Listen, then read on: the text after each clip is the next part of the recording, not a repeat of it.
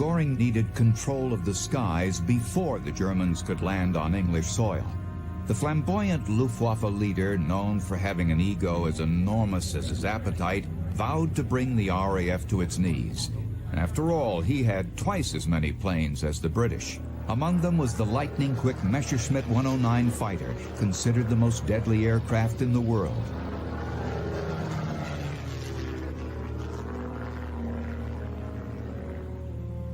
Göring's bombers, including the Dornier 17, were equally feared, having demolished most of Europe's other air forces before they got off the ground.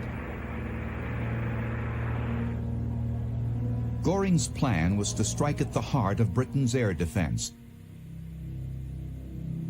wipe out air command centers and airstrips, destroy RAF planes while they were still on the ground.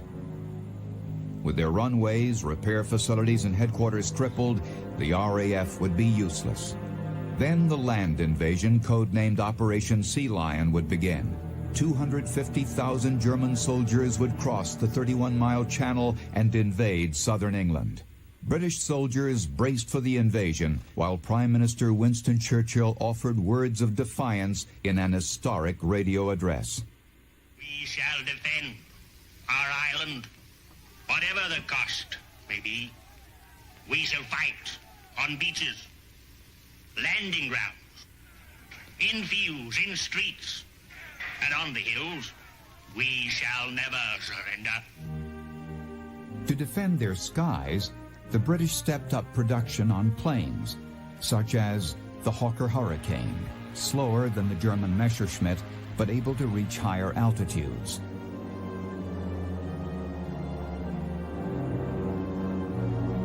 Chief among British fighters was the Spitfire.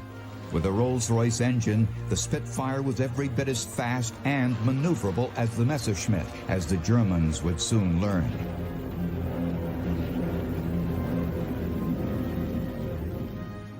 A key advantage for the British was radar. Developed throughout the 1930s, British radar could locate the Luftwaffe before they reached their targets. Time and again, the RAF would surprise the cocky German pilots who had yet to face a major challenge in the skies.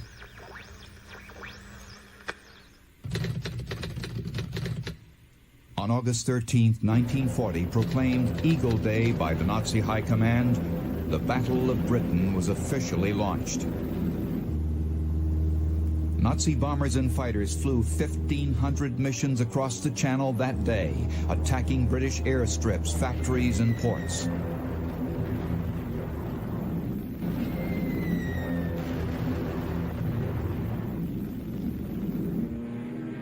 But the British too enjoyed success. Thanks to their radar, the RAF anticipated the Luftwaffe's every move. The Germans suffered heavy losses on their self-proclaimed Eagle Day.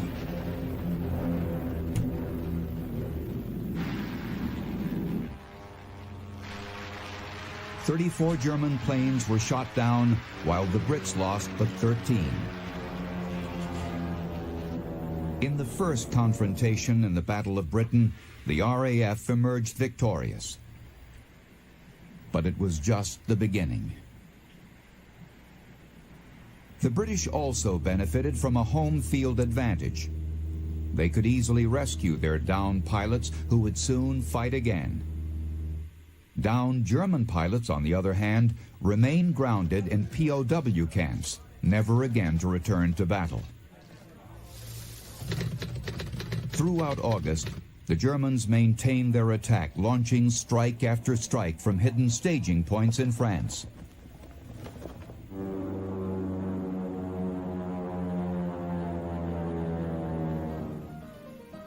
British pilots stayed on duty around the clock while waiting for the next raid.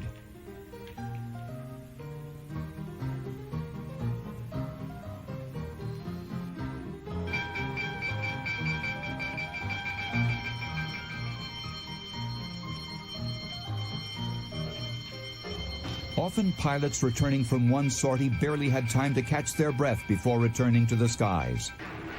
These RAF pilots keenly felt the pressure. The fate of England rested on their shoulders. "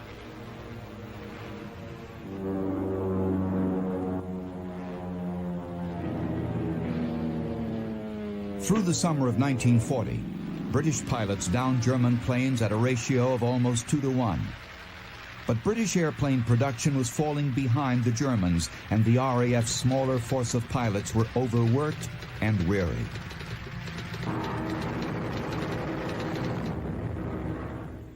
In Germany, Göring was impatient for the battle to end. He inspired his pilots by telling them that the RAF was on its last legs and only their final defeat was holding up the invasion. On August 24th, an accidental bombing would prove the pivot point in the Battle of Britain. A small group of German bombers heading for an English military target flew off course. They mistakenly dropped their bombs on the heart of London. Ordinary people were struck down heading home from work, a pub, or a movie house. Until now, Londoners had been spared, but within this carnage, Winston Churchill saw an opportunity. If he could goad the Nazis into attacking London, RAF bases across England would have time to rebuild, RAF pilots time to rest and regroup. The next day, to provoke the Germans, Churchill ordered a retaliatory raid. The anti-Semitic Göring had been quoted as saying, "If bombs fall on Berlin, my name is Meyer." But during the night, RAF bombers struck at the German capital. The bombing humiliated Göring and Hitler and inflamed them into acting rashly. A furious Hitler fell into Churchill's trap. In a public address, he vowed that for every bomb to fall on Berlin, 10 times as many would be dropped on London. Meeting in Berlin, Hitler and Göring changed their strategy of bombing military targets to one of terror bombing London.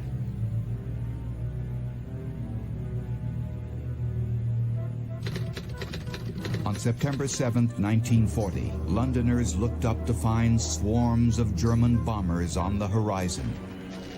For the first time, instead of splitting up and attacking military targets, the Luftwaffe converged en masse over London. The German bombs turned London into an inferno. Hundreds of people were killed and thousands were left homeless. London's firefighters fought valiantly but were ill-prepared for the German firebombings. Nothing was sacred as the Luftwaffe returned again and again in what was called the London Blitz.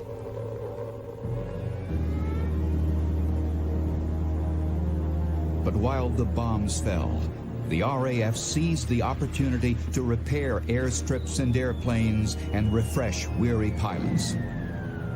The bombings had another important consequence. The scenes of London in flames touched a chord in America's heart and turned American public opinion against isolationism. At night, many Londoners slept in the relative safety of their subway system, while bombs rained down from overhead. In the morning, however, it was business as usual. Most Londoners stayed on their jobs throughout the Blitz and contributed everything they could to the war effort. While London withstood the Luftwaffe's fury, the Royal Air Force made a remarkable recovery. Well-rested Spitfire crews now engaged Messerschmitts in dogfights over London's rooftops in full view of the thousands below. Londoners even kept score as the RAF gained the upper hand.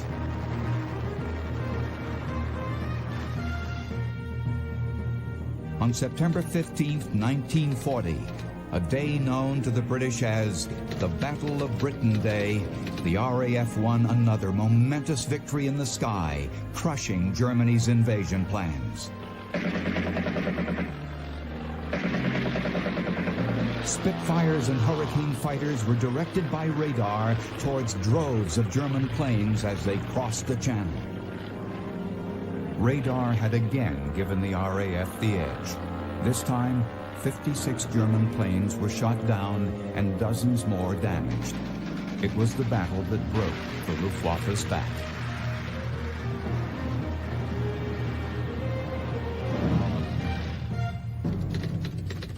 At his private office in Berlin, Adolf Hitler learned of the defeat.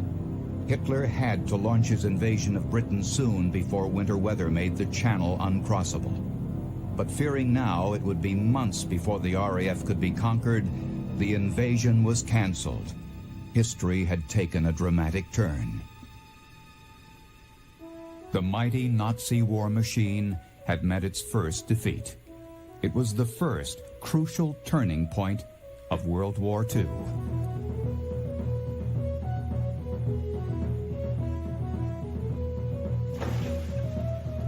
In the Battle of Britain, the bold and brave of the Royal Air Force had saved their nation and perhaps the world. Never in the field of human conflict was so much owed by so many to so few.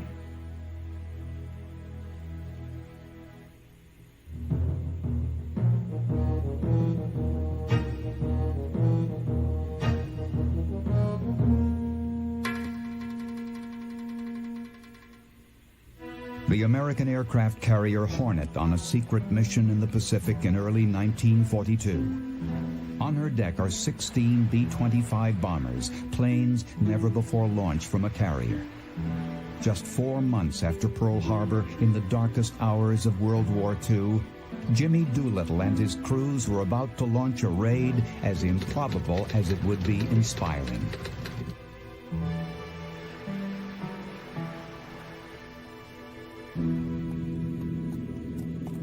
Japan's military leaders have convinced their nation that their army is invincible, their homeland safe from any attack. Recent events seem to bear this out. By early 1942, the Japanese have extended their reach throughout the Pacific with one easy victory after another.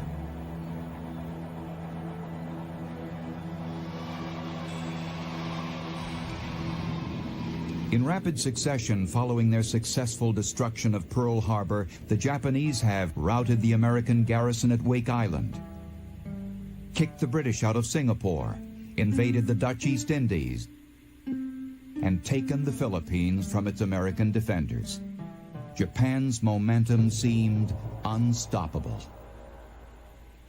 President Roosevelt feared that Japanese victories were harming American morale and consequently the entire war effort.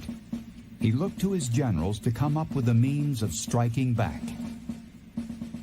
Army Air Force General Hap Arnold chose Lieutenant Colonel Jimmy Doolittle to devise a plan to bomb the Japanese mainland. It seemed impossible. Japan was too far away for long-range bombers, and its seas too well defended for an aircraft carrier to launch planes from close range. But Doolittle was a brilliant pilot and a brilliant MIT graduate. He calculated that an aircraft carrier could launch an attack from a safe distance if it used long-range bombers. No one had ever done that before. A heavy bomber lifting off from a short carrier takeoff strip seemed incomprehensible. According to Doolittle, it could be done. Doolittle suggested sneaking a carrier within 500 miles of Japan to launch a group of B-25 bombers. After dropping their bombs on Tokyo and other cities, the planes would land in sections of China not occupied by the Japanese. President Roosevelt quickly gave Doolittle the go-ahead. Eglin Field in Florida. Doolittle works to modify B-25s, enabling these big, heavy planes to take off from a carrier-length runway. His pilots mastered the short takeoff on land, but their first attempt at sea would be the real thing.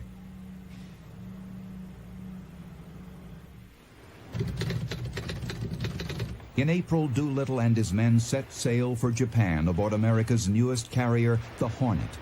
On board were 16 B-25s. Even Doolittle's men did not know all the details of their mission. Escorting the Hornet on this risky run was another carrier, the Yorktown, and several smaller ships. Admiral Mark Mitcher, commander of the Hornet, had the responsibility of getting Doolittle's planes close enough to Japan to launch the raid without putting undue risk on the Hornet and Yorktown. As the Hornet neared Japan, Doolittle called his crew together and told them the purpose of their mission. The men were thrilled to learn they would be the first Americans to strike back at Japan. In an informal ceremony, they attached Japanese medals to the bombs they were about to drop. These medals had been presented to U.S. naval officers visiting Japan in 1908. Now, the Navy asked Doolittle to return them with regards to the Emperor. On April 18th, while still 650 miles from Japan's coast, the task force spotted a ship in the distance. It was a Japanese picket boat scouting the local waters in radio contact with the mainland. Mitcher's guns destroyed the ship, but the element of surprise was gone. The Japanese would now come looking for Mitcher's ships.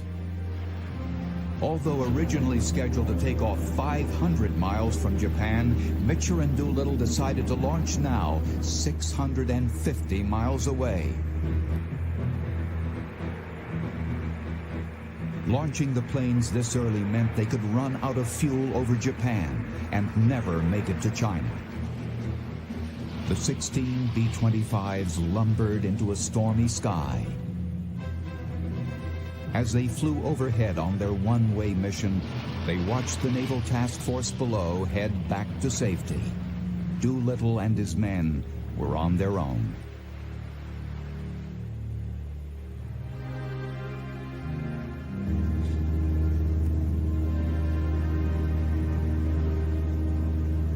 The B-25 soon encountered headwinds that compounded their potential fuel problems.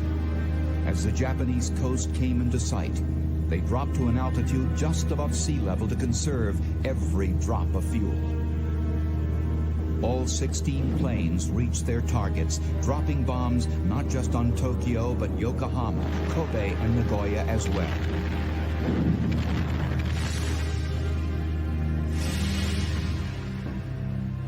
The reality of war was brought home to the Japanese for the first time. The raid caused little vital damage, but the Japanese people knew they were no longer invulnerable. They were stunned by the attack. Doolittle's men prayed their fuel supply would hold out as they headed for safety, aiming at parts of China not occupied by the Japanese. One B-25 made a safe landing in Russia. The other 15 ran out of fuel. Their crews crash landing or bailing out, not knowing whether they would be met by Chinese allies or Japanese occupation troops. Those who reached free China, including Jimmy Doolittle, were treated as heroes for having stood up to the hated Japanese. Authorities helped arrange for their safe return to America. Many raiders were not so fortunate. This Japanese newsreel trumpeted the capture of American crewmen who had landed in occupied China. The Japanese military, enraged by the bombing of their homeland, decided to make an example out of these flyers. 3 of Doolittle's raiders, Lieutenants Dean Hallmark and William Farrow, and Sergeant Harold Spatz, branded as war criminals, were killed by a firing squad.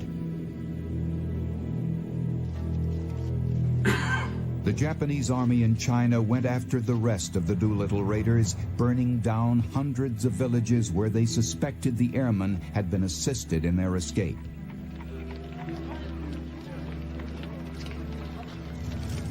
$250,000 Chinese civilians were killed in retaliation for aiding Doolittle's raiders. Jimmy Doolittle became an instant national hero. Americans finally had something to cheer about. The U.S. was giving it back to Japan.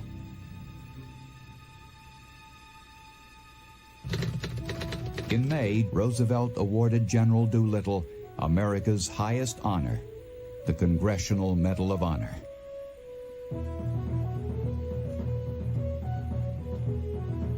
When America needed it most, the Doolittle Raiders gave an enormous, lasting lift to America's fighting men and women at home and abroad.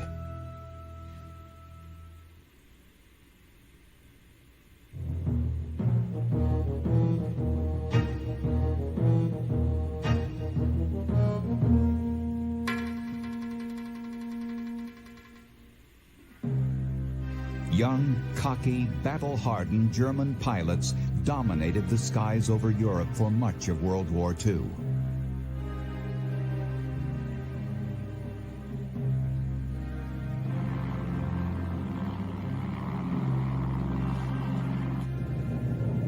To pave the way for a D-Day invasion, Allied bombers would need to demolish the Luftwaffe in the air and Nazi war production on the ground. The stage was set for the battle for the sky over Europe. The U.S. declared war on Germany in December of 1941, and President Roosevelt immediately let the world know that Britain would receive a giant boost in firepower. Hitler and Mussolini, they will understand now the enormity of their miscalculation. That the Nazis would always have the advantage of superior air power, as they did when they bombed Warsaw, and Rotterdam, and London, and Coventry. That superiority has gone forever. We believe that the Nazis and the fascists have asked for it, and they're going to get it. It was America's bombers that were going to give it to them. By late 1942, American factories were producing hundreds of bombers a month, slated to strike at Germany from air bases in Britain. The huge B-17 was America's foremost bomber. Its thick armor and 13 machine guns earned it the nickname the Flying Fortress. Strategists hoped the long-range B-17 could reach key targets without escort fighters. These bombers would have to fly great distances to bomb key German targets from bases in England and North Africa. Even the longest-range Allied escort fighters could only protect them part of the way. After that, they were on their own against Germany's best. And it was the Focke-Wulf 190 that Germany's best flew. The Focke-Wulf's speed and maneuverability made it especially deadly to flying fortresses early in the war. The Allied strategy was to strike at the heart of the German war machine, their factories and their energy sources. The vast oil fields at Ploesti, Romania, deep inside the Nazi Empire, were a prime but perilous target. Unconventional, low-level bombing was devised by the Allies to avoid Germany's primitive radar. The Ploesti raid was emblematic of the Allies' problem. Although 40% of the target was destroyed, German fighter planes brought down 54 American bombers and their crews. We desperately needed longer-range fighter planes to escort our bombers on these crucial raids.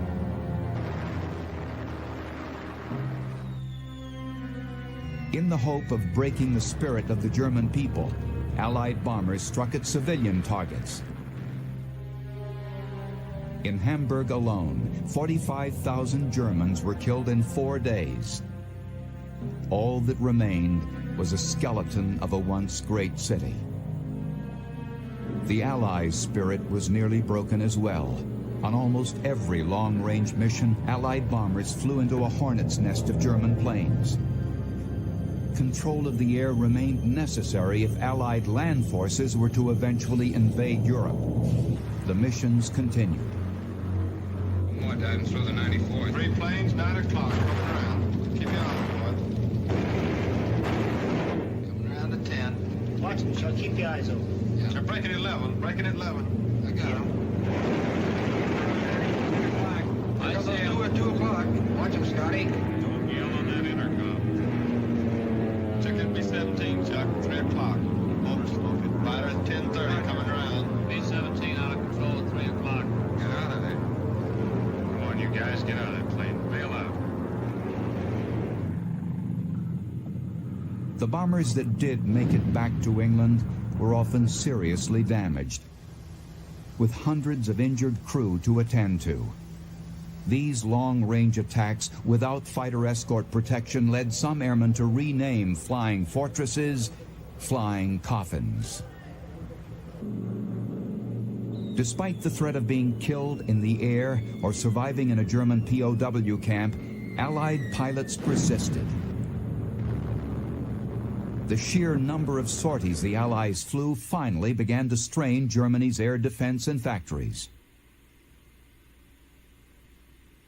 Industrialist Albert Speer, Germany's war production czar, had a strategy that allowed most German factories to be up and running within days or even hours after being hit by Allied bombs. Through the use of slave labor, Speer dismantled and dispersed his factories by train so that no single Allied airstrike could have a crippling effect. But even Speer's Herculean efforts were not enough to match the massive production capability of the Allies.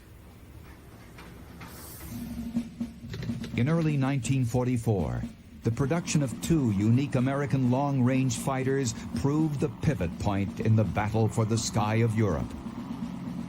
With extra fuel tanks slung underneath, the P-47 Thunderbolt could fly to Berlin and back to protect the bombers. And then there was the versatile P-51 Mustang. The P-51 was faster than almost anything else in the sky, and its range of 1,400 miles could protect Allied bombers on the longest of missions inside Nazi Europe. American bombers were no longer alone. The P-51 and the P-47 outfought anything the Luftwaffe could put in the air. In the first few months of 1944, the Allies shot down more than 4,000 German planes. I got him. Wendland, confirm that fighter. He got him, Chief. Look, he's bailing out. I'm on him. Come on, you. By June, the Luftwaffe was crippled. Allied bombers struck at will, day and night. Allied control of the air soon led to Allied control of the ground.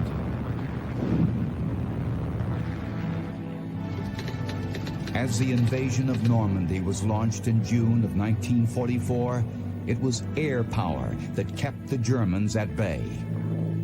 General Eisenhower confidently told his men, "Rest assured that if you look up during the invasion and see a plane coming towards you, that it is one of ours."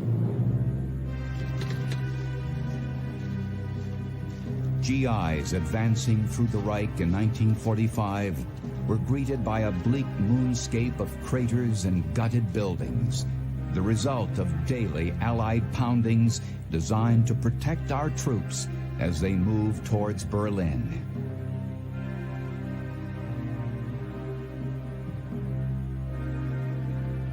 Victory in the battle for the sky over Europe paved the way for victory over Hitler and Germany.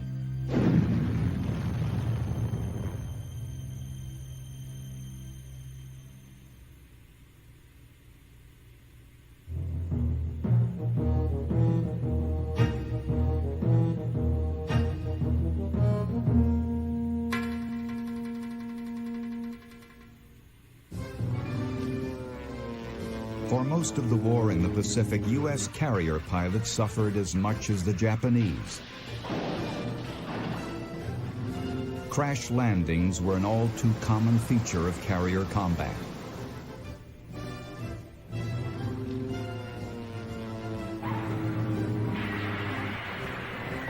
By June of 1944, however, Japan's Air Force was facing a shortage of experienced pilots, while America had an ever-growing group of veteran aces. These U.S. carrier pilots were about to annihilate Japanese naval air power in a showdown so one-sided it's remembered as the Great Marianas Turkey Shoot.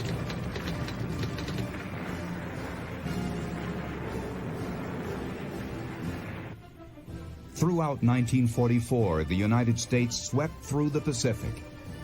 They had crushed Japan at Midway and pushed them out of Guadalcanal and Tarawa. After seizing the Marshall Islands, the U.S. began looking for a way to soften up the Japanese mainland in preparation for an American invasion. America's new B-29 bombers could carry a heavier payload than any other plane in the world.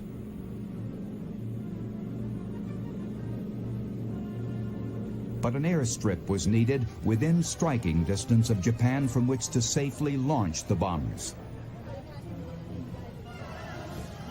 American strategists decided that the B-29s could best reach the mainland from the Japanese-held Marianas Islands, just 1,300 miles from Tokyo. But first, they needed to clear out the Japanese. Step one was the invasion of the island of Saipan, the most heavily defended in the Marianas group, then Guam and Tinian. A massive U.S. naval presence would be stationed offshore to attack the Japanese Navy should it attempt to move into the area. In charge of the U.S. Armada was Admiral Mark Mitcher, who had taken part in the Battle of Midway and in Doolittle's raid. Mitcher was given command of a huge force of 15 aircraft carriers with enough planes to ensure protection of the U.S. landing forces. On June 16th, the invasion was launched, with 20,000 American troops going ashore at Saipan on day one. 20,000 more GIs would follow in the next few days, enough manpower to overwhelm the Japanese defenders. After learning of the invasion, the Japanese rushed a carrier task force towards the Marianas to confront the American Navy and repel the U.S. landing force. The Japanese had but 9 carriers with 430 aircraft to face off against the mighty U.S. fleet. Commanding Japan's task force was one of the Imperial Navy's most respected leaders, Admiral Jizaburo Ozawa. The admiral would normally not have risked his fleet against such odds. He was counting, however, on an additional 540 planes stationed at air bases on Guam and other nearby islands to assist him in his attack. Knowing his country could not afford to lose the coming conflict, he told his men, "The fate of the empire rests on this one battle."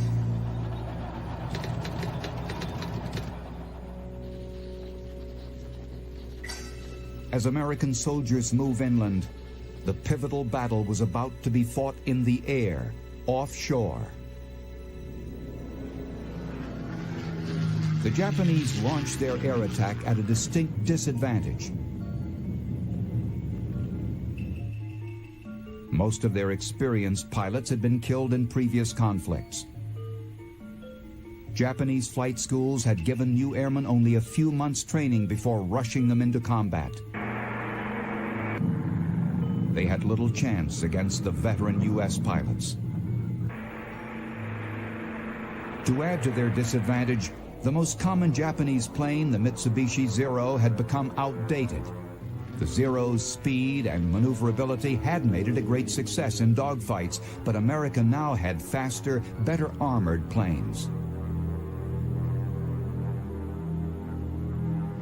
Mitcher's carriers spotted the Japanese planes on their radar soon after they'd been launched. Pilot, man your plane. Pilot, man your U.S. plane. pilots, most of whom had served in the Pacific for as long as 2 years, rushed to their planes to meet the enemy.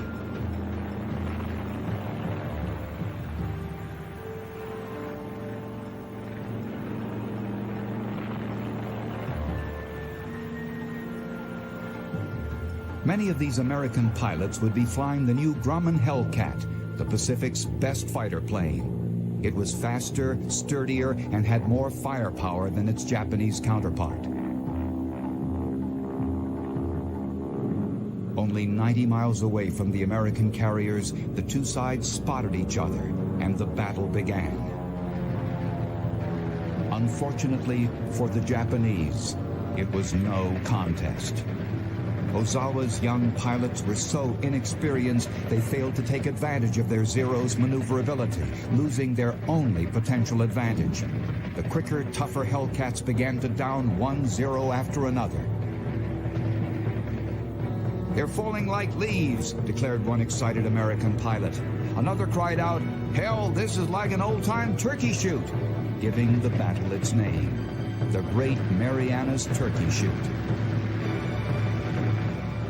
Dozens of Japanese planes were destroyed in a matter of minutes.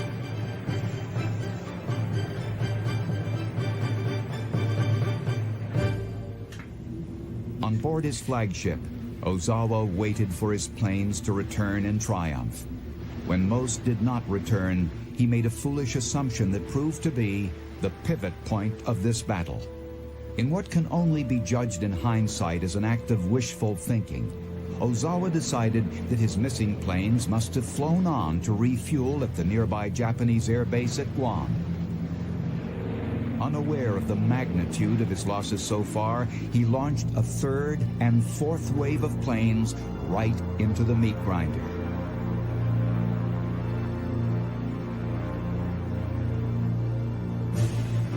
Ozawa's final waves met with the same fate as those before them: utter destruction. Many young Japanese pilots were knocked out of the sky before they had the chance to fire their guns. By the end of the day, 300 Japanese pilots had been shot down, while the American losses totaled 29.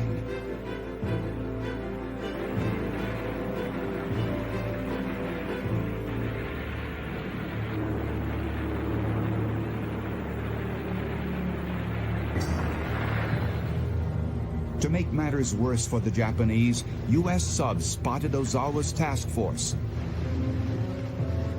The Americans launched their torpedoes and sank 2 of Ozawa's carriers.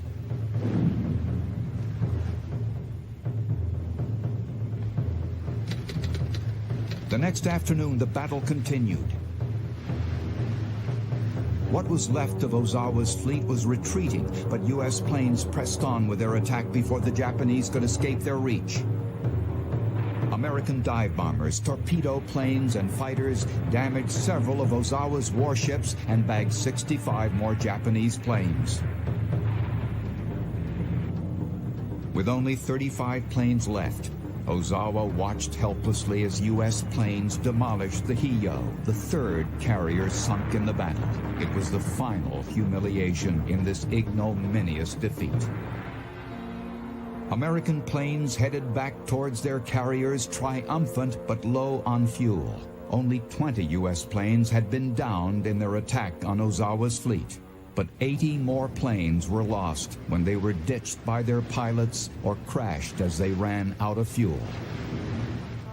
On board the carriers, ceremonies are held for airmen who have returned victorious only to be found mortally wounded in their cockpits. For these men, their planes will become their final resting place.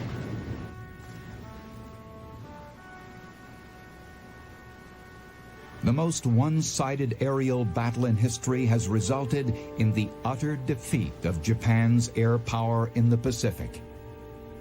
After the Great Marianas Turkey Shoot, the Japanese were never again able to launch a major aerial offensive in World War II. An entire generation of Japanese aviators had been wiped out. Ozawa's defeat, the loss of the Marianas, and the final blow to Japan's air power hit the homeland like a bombshell. Many in government now saw the war as unwinnable. They worried that with the Marianas as a base, the Americans would now strike directly at Japan. Premier Hideki Tojo, who had personally guaranteed that the Marianas would never fall, was forced to resign in disgrace. The capture of the Marianas was one of the war's great turning points. The B-29 attacks Japan so feared soon began.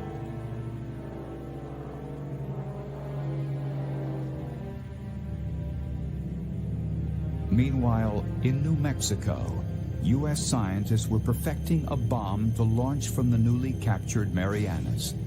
A weapon so powerful that it would end the war and change the course of history.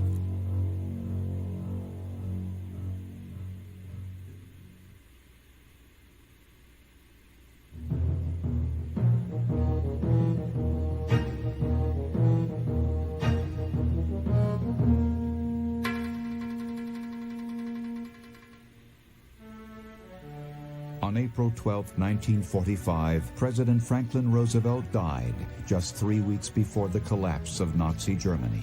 The world mourned the passing of a great leader, but only a few knew that FDR died with a secret that would forever change our world. Here is the flag-draped coffin, and behind us is the car bearing, God bless him, President Truman. After being sworn in, Harry S. Truman told reporters, "I don't know whether you fellows ever had a load of hay fall on you, but when they told me yesterday what happened, I felt like the moon, the stars, and all the planets had fallen around me."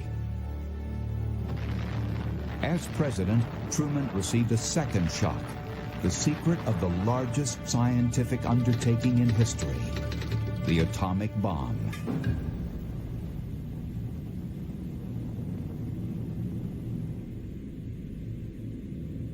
By March of 1945, American forces were within 350 miles of Japan after taking Iwo Jima, Okinawa, and the Marianas. From these islands, U.S. superfortresses could now begin daily bombing raids designed to crush Japan's industry and its morale.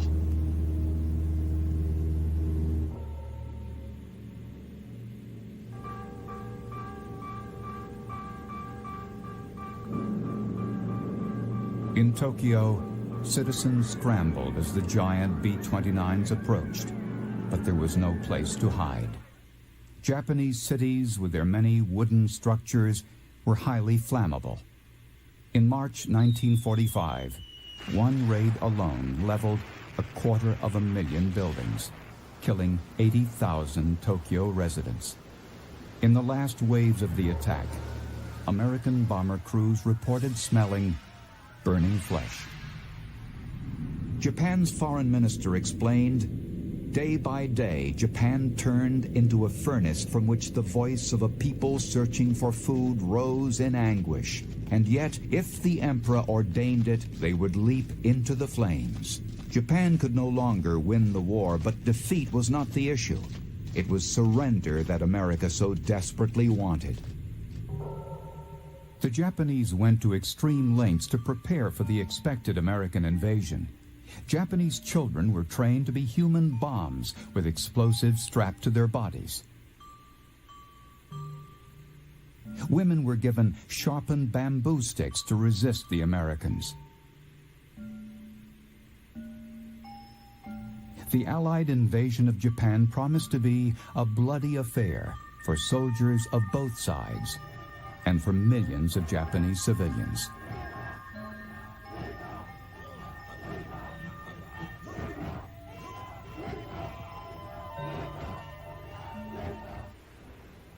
The president was told that no less than 500,000 Americans would be killed or wounded invading Japan. The carnage at Iwo Jima and Okinawa had already sickened the U.S. military. The closer the U.S. came to victory, the heavier the price in blood.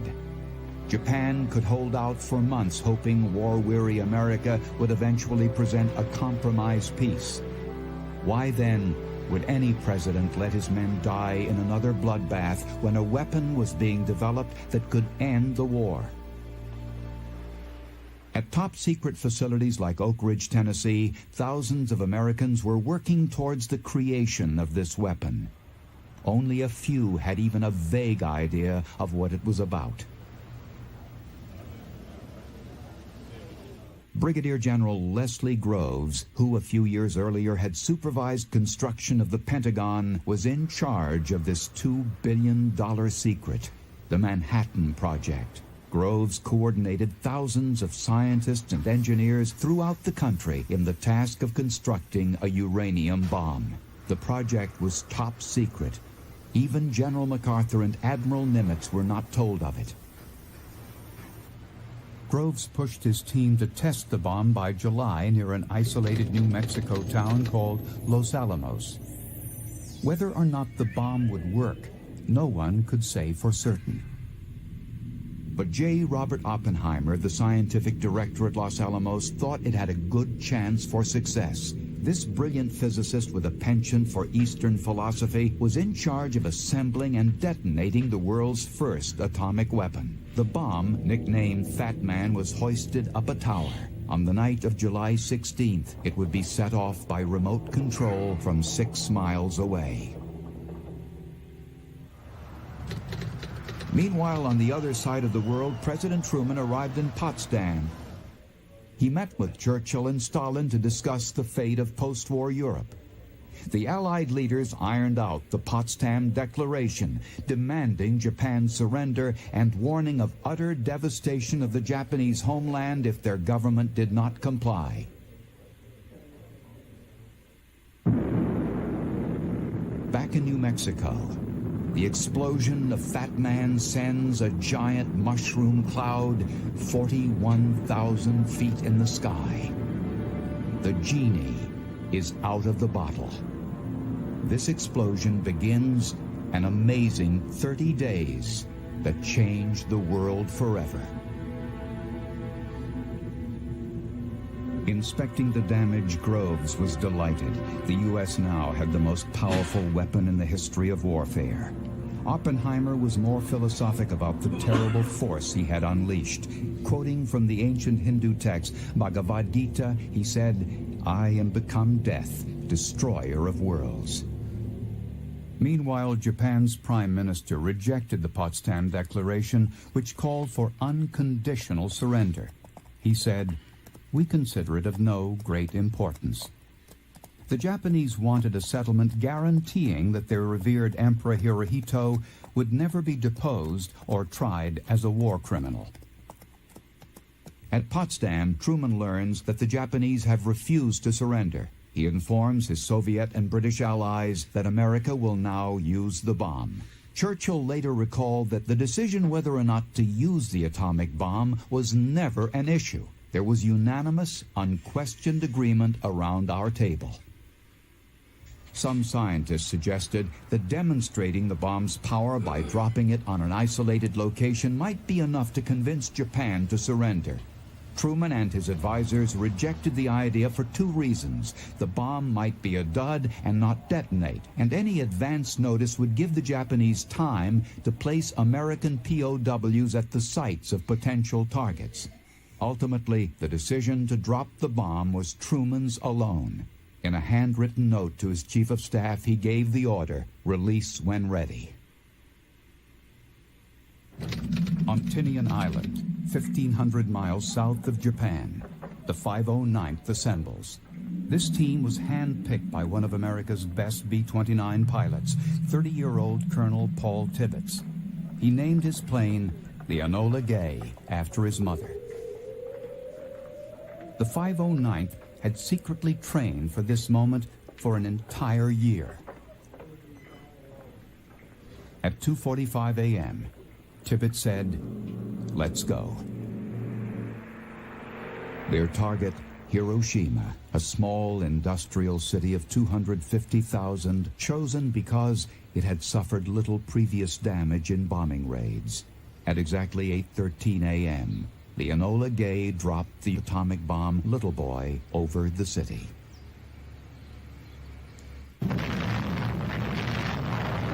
Three shockwaves tossed about the crew of the Enola Gay 6 miles above the explosion. In the light of this blast, the world was transformed. The sight that greeted our eyes was quite quite beyond what we had expected, because we saw this cloud of boiling dust and debris below us with this tremendous mushroom on top. Beneath that was hidden the ruins of the city of Hiroshima. Hiroshima was in ruins. A street corner clock frozen in time to the exact moment of the explosion. At ground zero, temperatures had reached 7,200 degrees Fahrenheit, singeing 4 square miles of the city, leaving it a reddish brown. Trees were snapped like twigs by the force of the blast. A few surviving structures dotted the landscape like tombstones. But Japan's sorrow did not yet mean surrender.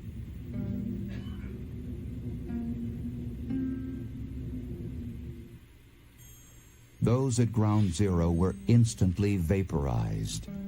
People further away from the source of the thermal wave suffered longer agonies. Some had the pattern of their clothes seared into their skin by the tremendous heat, while others had their eyes melt after staring in wonder at the blast.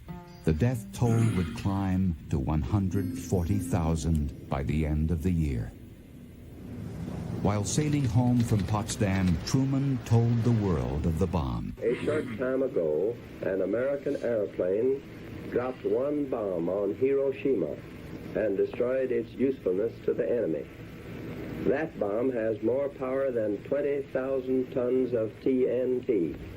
If they do not now accept our terms, they may expect a rain of ruin from the air, the like of which has never been seen on this earth. For 2 days, Washington waited for word of surrender from Japan. None came.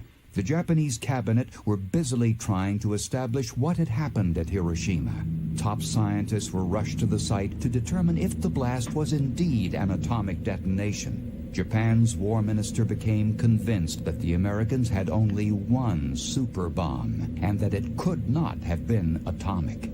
Meanwhile, Washington worried that the bomb had failed to achieve the desired effect. The next day, a second atomic bomb departs from Tinian. The primary target is Kokura, but clouds obscure the city. The crew chooses an alternate target. Nagasaki enters history.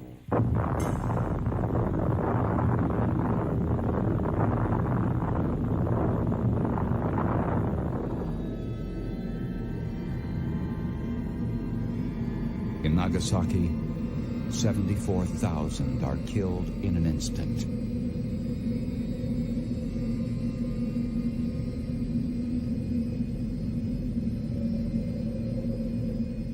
In Tokyo, Japan's War Council receives the news of the second bomb. Remarkably, they continue to debate about surrendering. Finally, Japan's godlike Hirohito intercedes. He tells the council, "The time has come when we must bear the unbearable." The Japanese have accepted our terms fully. That's the word we've just received from the White House in Washington. This, ladies and gentlemen, is the end of the Second World War. The bloody invasion of Japan will never have to take place.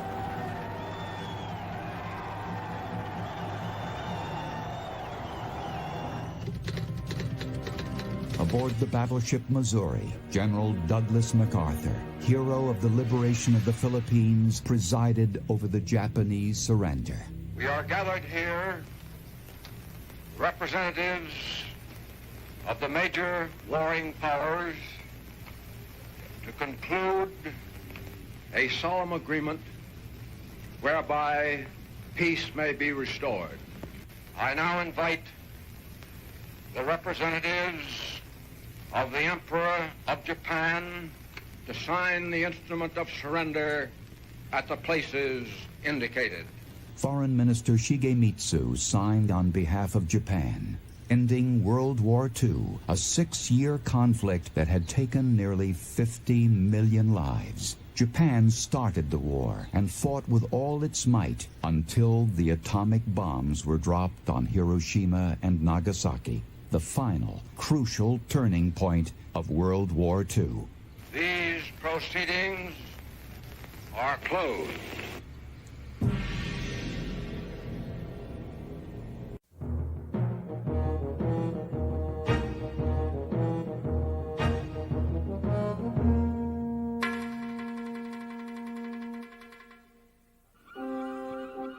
The vast Atlantic, 1939.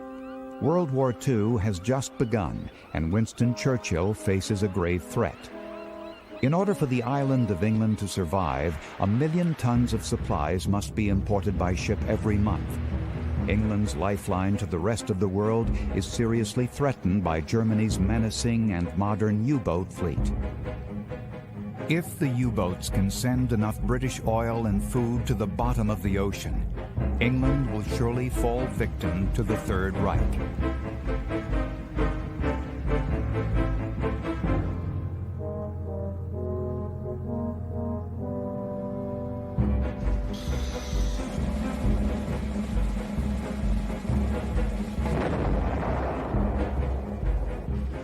The longest battle of the Second World War was one of the most important, the Battle of the Atlantic.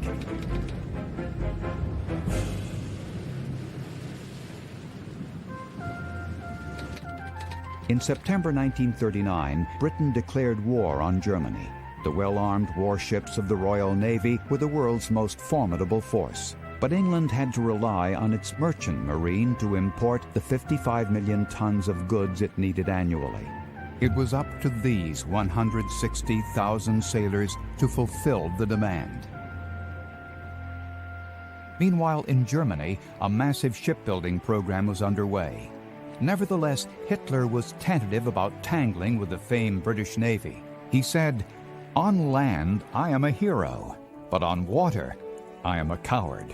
The British soon gave him good reason to feel that way.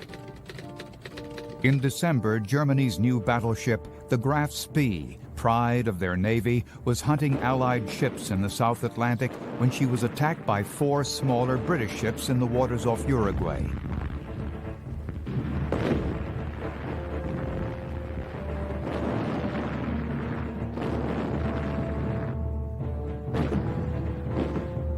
The Graf Spee fled the battle and took refuge in a neutral harbor.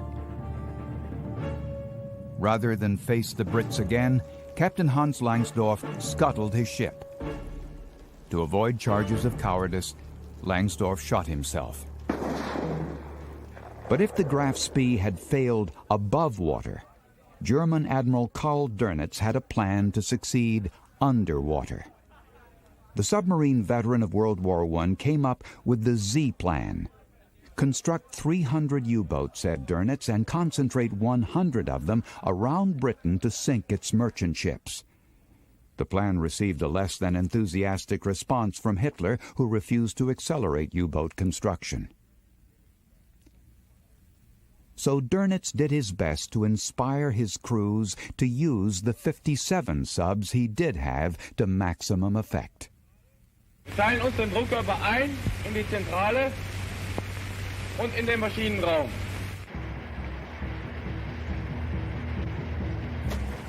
Despite being short-handed, the German combination of mines and U-boats proved lethal to Britain.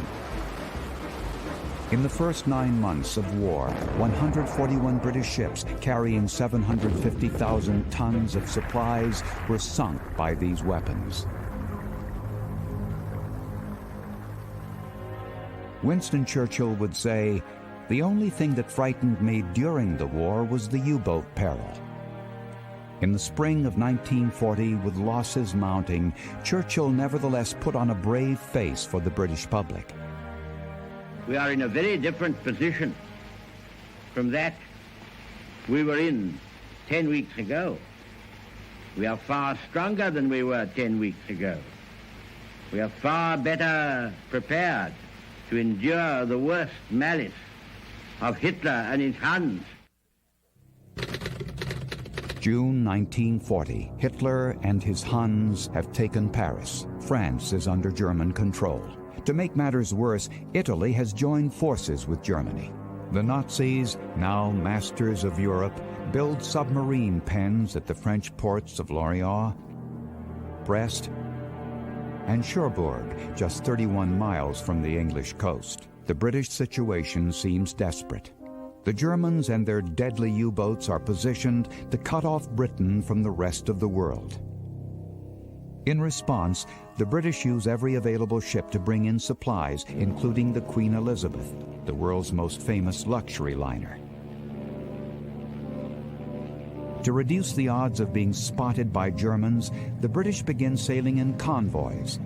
The idea is that in the huge Atlantic, it's easier to hide one large needle in a haystack than 50 smaller ones. German U-boats responded by hunting in wolf packs at night. And without the help of sonar, which the Allies had yet to perfect, the convoys were sitting ducks.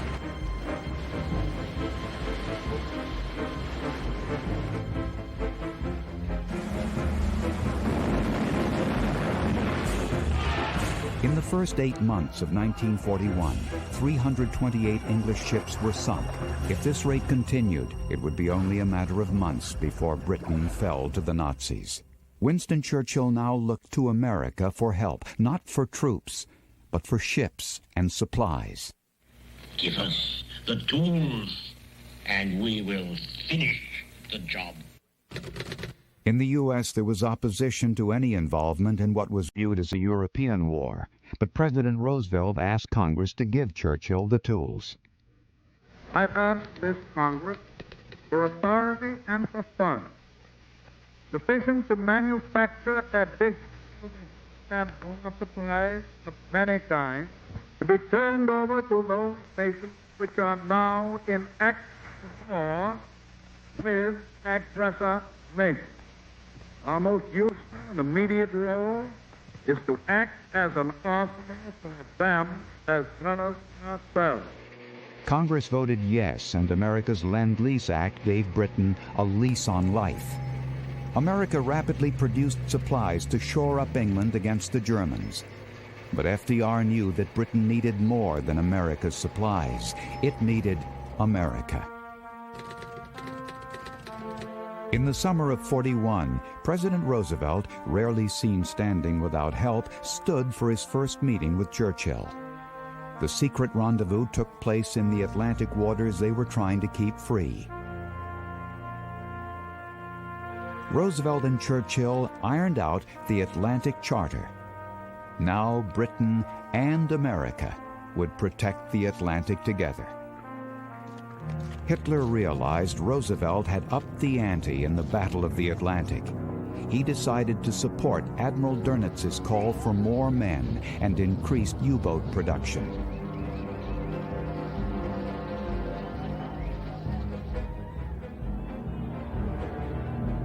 By January 1942, the Germans had produced 249 subs. They were closing in on Dönnitz's goal of 300.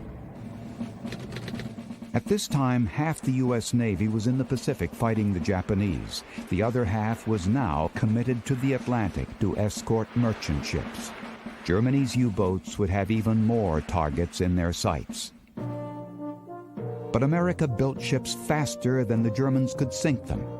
Industrialist Henry Kaiser launched 1,500 Liberty ships in record time.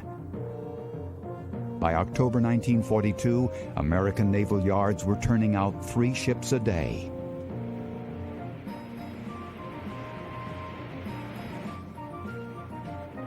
Following the British example, the U.S. set up a convoy system as the Battle of the Atlantic came to America's shores.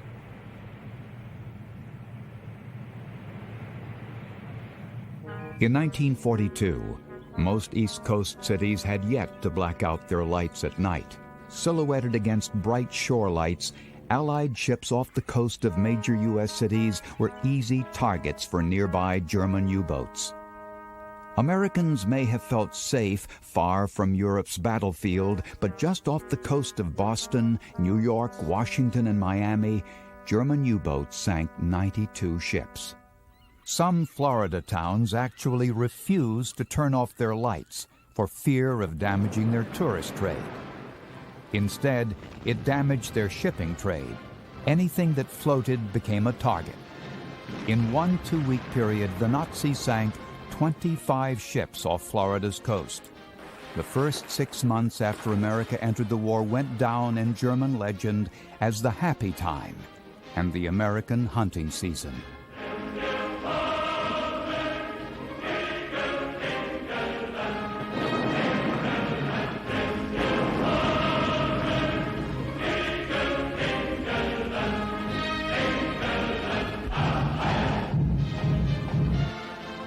In Germany, U-boat sailors known as Kriegsmariners were welcomed home as heroes for challenging America in her own backyard. It seemed that these men would win the Battle of the Atlantic. Happy time for the Germans indeed. But the hunter was about to become the hunted. Enigma was Germany's coding device that scrambled and transmitted the Nazis' military messages. Allied engineers had been working furiously to unscramble the Nazi code.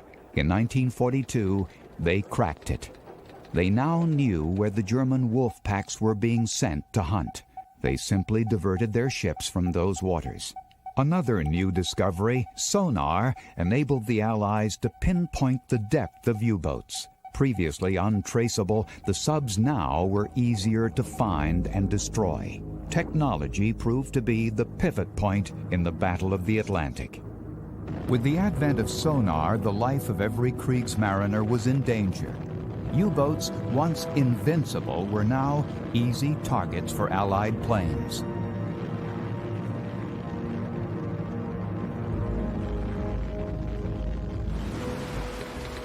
In 1943, the Allies gained the upper hand in the Battle of the Atlantic. U-boats had little hope of survival when attacked by exploding depth charges called hedgehogs and squids. Nearly 1.5 subs were being sunk for every Allied ship lost. The terrified U-boat crews knew Germany's happy time was over. The Kriegsmarine had become the most perilous branch of the German armed forces.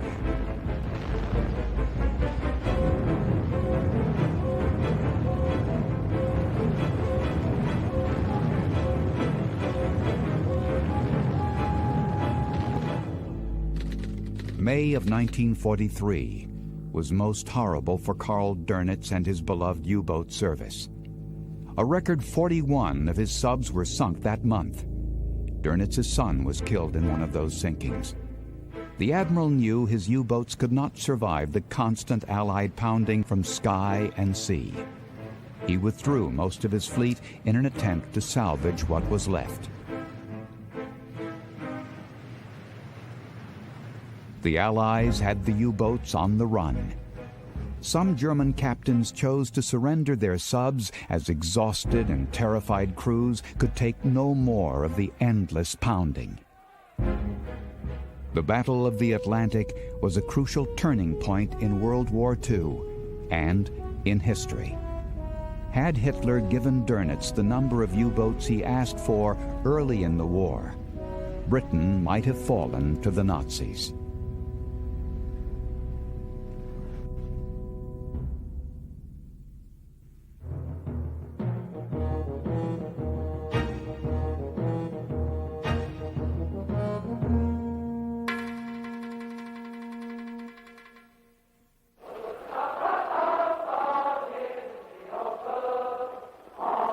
In the spring of 1942, Japan's Imperial Navy felt invincible.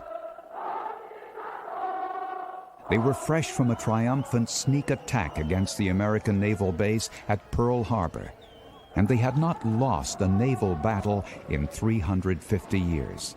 The attack cost the U.S. nearly all its battleships, but by a twist of fate, U.S. carriers had been out at sea and were spared. Carrier warfare would forever change the way sea battles were fought in the coming Battle of the Coral Sea.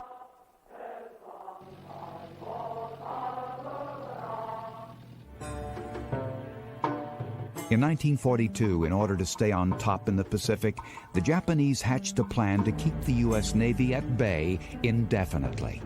Japan's expanding empire ruled most of the western Pacific and its islands.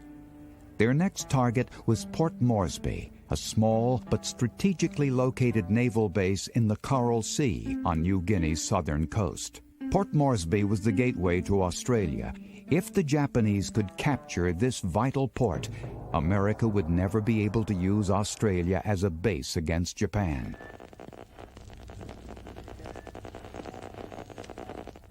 The Japanese secretly began to close in on Moresby. But unknown to them, their code had been deciphered by American intelligence, a diligent piece of espionage which turned out to be the turning point of the Battle of the Coral Sea. The U.S. Navy's top brass immediately responded. 2 carrier task forces were assigned to the quick-thinking, quick-tempered Admiral Frank Fletcher. Shigeyoshi Inoue would be Fletcher's adversary. Inoue was in command of the Japanese Fifth Fleet with 2 brand-new carriers, the Shokaku and Zuikaku. He expected a clash with the U.S. Navy and had 140 carrier planes ready to counter an American assault. Inoue's guess was right on target. In early May, Fletcher's task force headed towards the Japanese Fifth Fleet at the Coral Sea. Because of the damage suffered at Pearl Harbor, Fletcher had only a few destroyers at his disposal. What he did have, though, were the carriers Lexington and Yorktown. Neither side knew what to expect in carrier-to-carrier combat. During the first day, the American and Japanese fleets were less than 100 miles apart in the Coral Sea. They fruitlessly sought each other out for the entire day, in the air and at sea, but they never found their targets.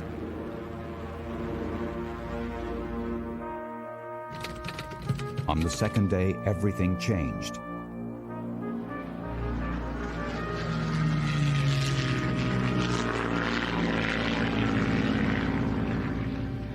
The Americans launched their planes that morning, hoping for better luck.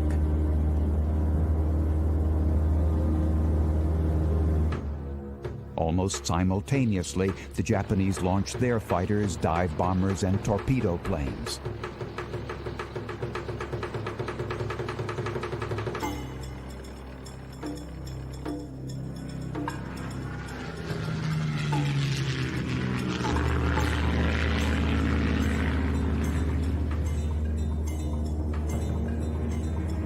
The Japanese were the first to find their target. For 45 minutes, they relentlessly bombed 2 U.S. ships, sinking the destroyer USS Sims, one of the few America had, and killing most of the crew on the tanker USS Neosho. Other Japanese pilots were not so fortunate. Looking to rejoin their fleet, a lost squadron of Zeros spotted a carrier they thought was their own. It was not. It was the USS Yorktown. Only 6 of 27 Japanese planes would make it back to Inoue's carriers. The Americans had better luck. They had 93 planes ready to pound any enemy ship in sight. That ship was the Japanese carrier Shoho. In the Americans' first taste of battle, their pilot sent the Shoho to the bottom. Lieutenant Commander Bob Dixon radioed back to the Lexington, "Scratch one flat top."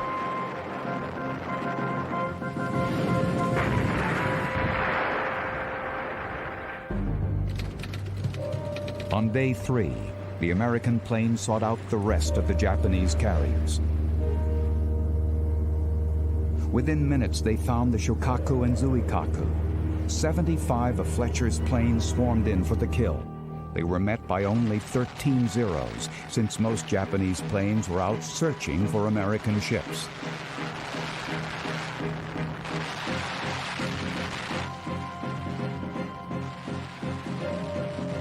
The Japanese fleet was hit by wave after wave of American planes, with dive bombers scoring 3 direct hits on the Shokaku. While the American pilots were attacking the Japanese carriers, the Sea Eagles of Japan's Imperial Navy found a target of their own, the U.S. carriers Lexington and Yorktown. The Lexington threw up a wall of anti-aircraft fire.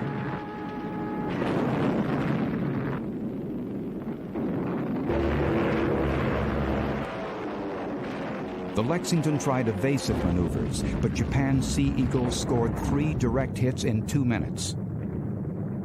Moments later, a bomb crashed through the deck of the Yorktown. The crew works furiously to extinguish the flames engulfing the huge carrier. But by the end of this day, 150 Americans have died on the Lexington and Yorktown. The Yorktown was saved to fight again. But that afternoon, the Lexington succumbed to an internal explosion. At 5 p.m., orders were given to abandon ship. 2,000 sailors went overboard, and not a single man drowned in the rescue. That evening, the great ship found its final resting place at the bottom of the Coral Sea.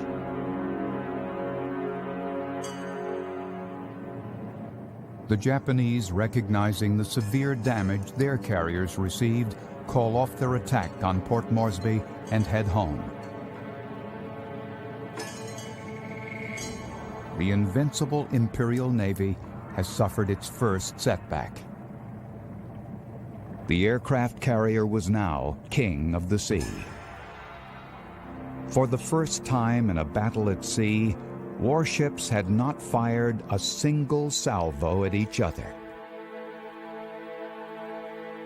Port Moresby had been saved, and the U.S. Navy had gained valuable combat experience that would be tested a month later in the Battle of Midway.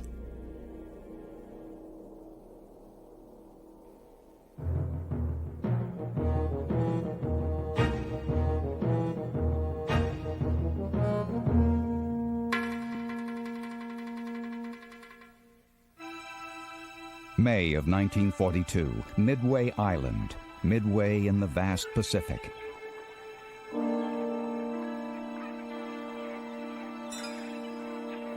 American sailors stationed here considered it a quiet outpost. They had no idea that the Japanese, after their Coral Sea embarrassment, were devising a plan to crush this serene base and America's naval power forever. But this plan would backfire, and an overmatched U.S. Navy would change the balance of power in the Pacific in the Battle of Midway.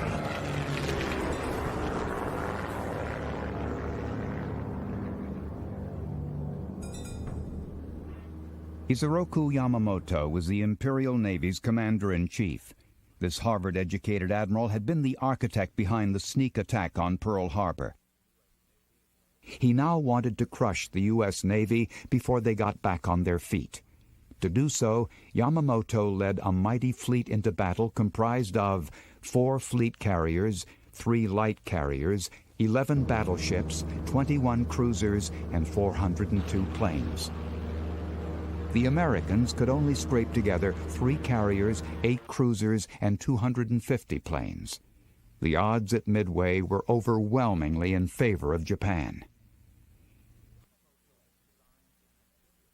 Yamamoto had designed an intricate scheme to destroy the United States Navy. First, he would launch an attack on America's Aleutian Islands. He expected this diversion would draw the U.S. Navy north, while his aircraft carriers launched a strike on Midway Island. Yamamoto's air attack would be followed by a troop landing of 5,000 soldiers. From Pearl Harbor, the remains of the U.S. Navy would rush to the rescue of Midway, only to be ambushed by Japan's main naval force lurking several hundred miles away. But as in the Battle of the Coral Sea, the diligence of U.S. Navy code breakers revealed the Japanese plan. On Midway, the U.S. forces prepared for the expected invasion.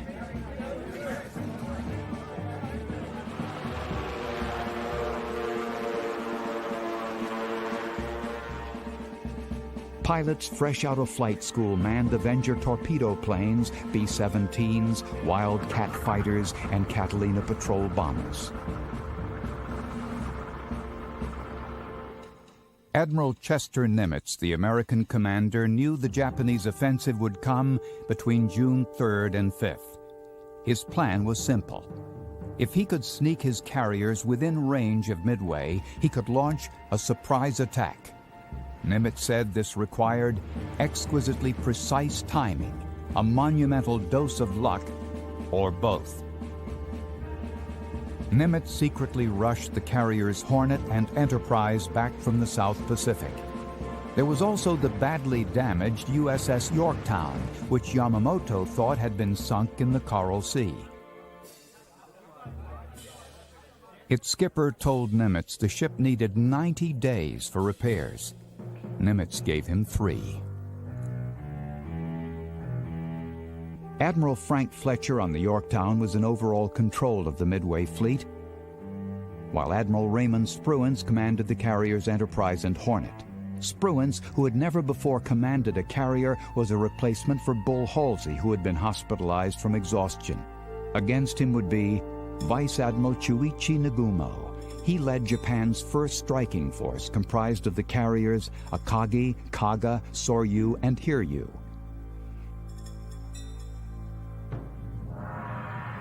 Behind the carriers was Admiral Yamamoto himself to make sure the battle went as planned. Yamamoto had predicted after Pearl Harbor that he would be able to control the Pacific for 6 months before American war production caught up with Japan's. Nearly 6 months had passed. Yamamoto hoped his attack on Midway would keep him a step ahead of his prophecy. The morning of June 4th, the Akagi turns into the wind to launch 108 planes on a mission to take out the U.S. defenses at Midway Island.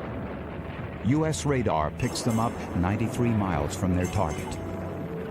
The Americans are ready. So are Navy cameramen who capture the battle in color. The Japanese, expecting to surprise the Americans as they did at Pearl Harbor, are surprised themselves when they meet strong resistance over Midway.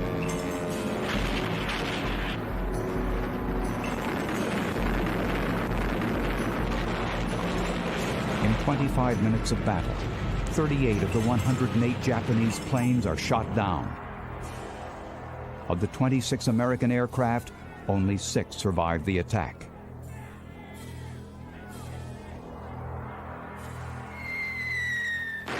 A seaplane hangar and a fuel dump explode. Midway's powerhouse and water plant are demolished. But the Americans' runways and anti-aircraft guns are left standing. The last Japanese Zeros to leave radio back to Nagumo that a second strike will be needed. Nagumo does not know whether or not to launch a second strike. He is certain that Japanese soldiers cannot invade the island unless the American defenses are annihilated. But arming his planes for a second airstrike will take precious time and leave Nagumo's carriers vulnerable to an American carrier attack. Nagumo takes the risk, believing that the American carriers are days away from Midway. He orders his planes to make ready, unaware that the U.S. carriers are only hours away. His decision to launch a second strike is the pivot point of the Battle of Midway. Admiral Spruance's U.S. task force has been closing in since dawn. Spruance knew Nagumo's carriers would be exposed as the Japanese planes returned from their attack on Midway. When Spruance came within 170 miles of Nagumo, his fighter plane's maximum range, he threw all of his cards on the table.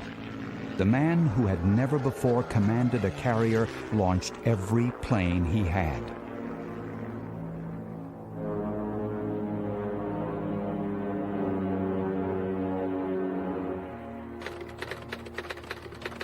The American pilots quickly found Nagumo's fleet. But the more experienced Japanese pilots flying these highly maneuverable Zeros shot down most of the U.S. torpedo bombers before they ever reached a carrier.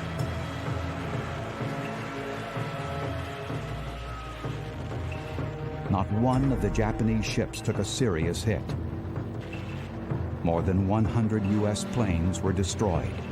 A stunned American pilot said it was like the inside of a beehive.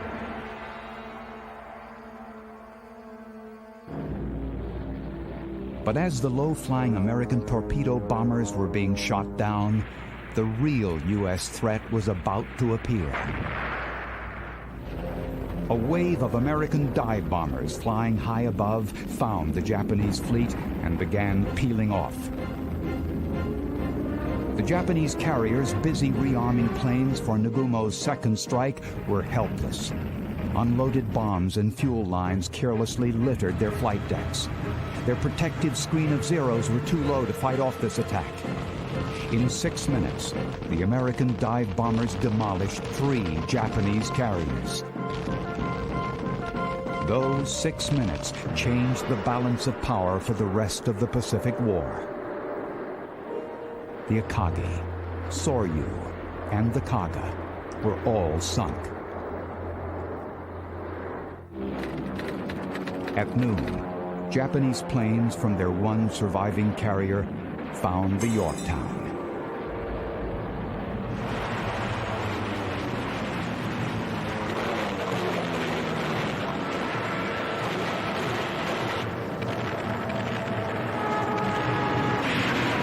This would be the Yorktown's final battle. 3 bombs and 2 torpedoes later, she was dead in the water. One observer said the great ship looked like a tired colossus, hurt beyond pain. This time there would be no repairs for the Yorktown. At 3 p.m., the crew was ordered to abandon ship. A Japanese sub eventually put the Yorktown to rest on the ocean floor.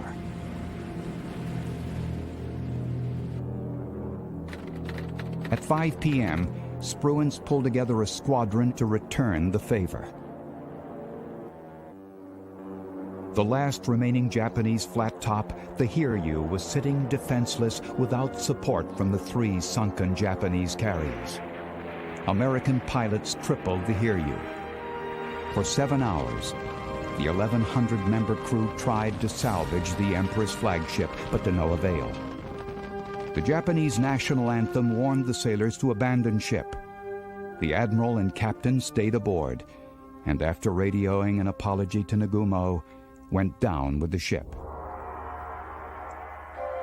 With Nagumo's carriers destroyed, Yamamoto ordered his fleet to withdraw. 6 months after Pearl Harbor, his prophecy had come to pass in the Battle of Midway. Yamamoto would never again be on the offensive in World War II. The reality of Midway rocked Japan's leadership, but news of the crushing defeat was hidden from the Japanese people. Prime Minister Tojo instead trumpeted the meaningless and unopposed landings in the Aleutian Islands as a great Japanese victory.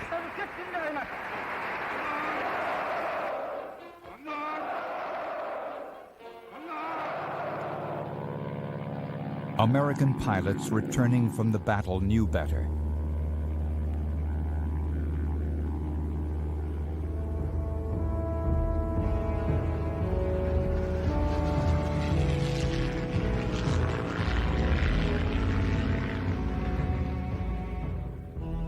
Japan had lost 4 carriers while the Americans only lost 1. Japan's military edge was gone forever. One senior Japanese official said, "At Midway, the Americans avenged Pearl Harbor."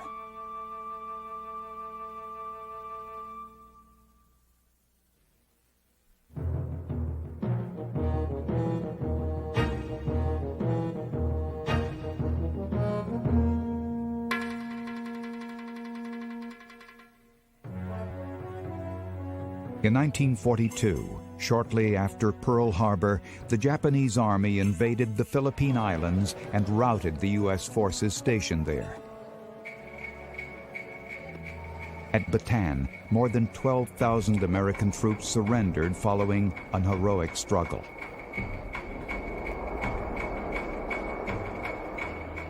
It would be 2 years before America could attempt to retake the Philippines in what would begin with the grandest naval battle in all of history, the Battle of Leyte Gulf.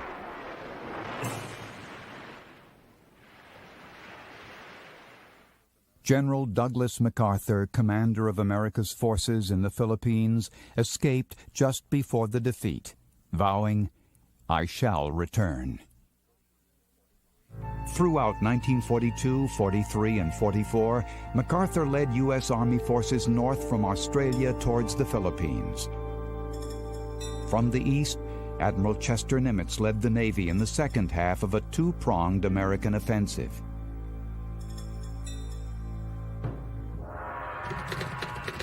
At U.S. headquarters in Pearl Harbor, it was decided that the Army and Navy would join forces in America's return to the Philippines. But which of the 28 Philippine islands should be the target of the invasion? U.S. brass decided on the southernmost major island, Mindanao, and plans for the invasion began. But Admiral Bull Halsey told his superiors he had a better idea. Halsey's carrier planes had been attacking Japanese positions in the Philippines for several weeks. He reported facing little opposition over the Philippine island of Leyte. A new plan was quickly arranged to take advantage of Halsey's discovery.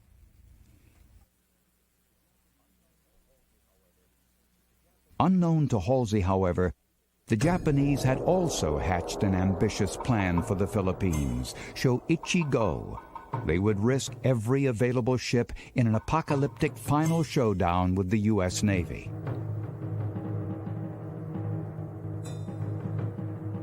Japan knew if they lost the Philippines, their Navy would also lose access to its fuel supply in the Dutch East Indies. It was time to risk all and, if necessary, go down fighting. Shoichi-Go called for 4 Japanese carriers to serve as decoys, luring American carriers away from Leyte's beaches. Land-based planes around the Philippines would then take off to support the real attack. A main force led by Admiral Nishimura would steam up from the south to engage the remaining American fleet. And an even larger group, led by Admiral Kurita, would come down from the north to finish off the American ships and soldiers left stranded on Leyte. To ensure success of their mission, Kurita's armada included the Musashi and the Yamato, the 2 largest battleships the world had ever seen. On October 20th, the American invasion of Leyte and the Philippines began. More than 160,000 GIs hit the beaches over the next several days. The landings were met by light resistance. That same day, Douglas MacArthur fulfilled his promise to return. When I landed on your soil, I said to the people of the Philippines whence I came, I shall return. I have returned.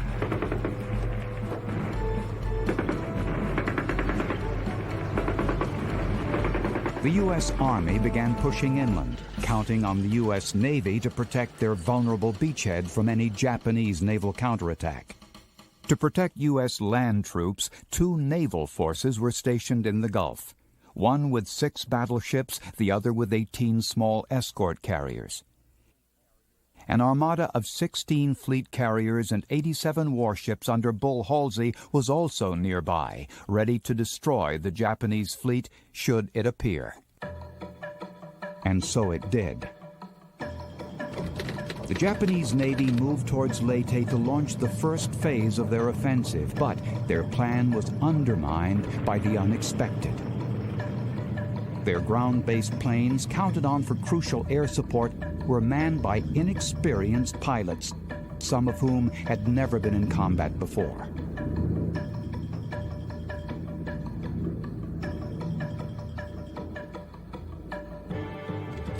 Combat-hardened airmen from Halsey's 3rd Fleet went up to face these fledgling Japanese pilots. The battle for Leyte Gulf had begun. In a series of dogfights that day, U.S. aces quickly shot down more than a third of the 200 planes manned by the far less experienced Japanese pilots.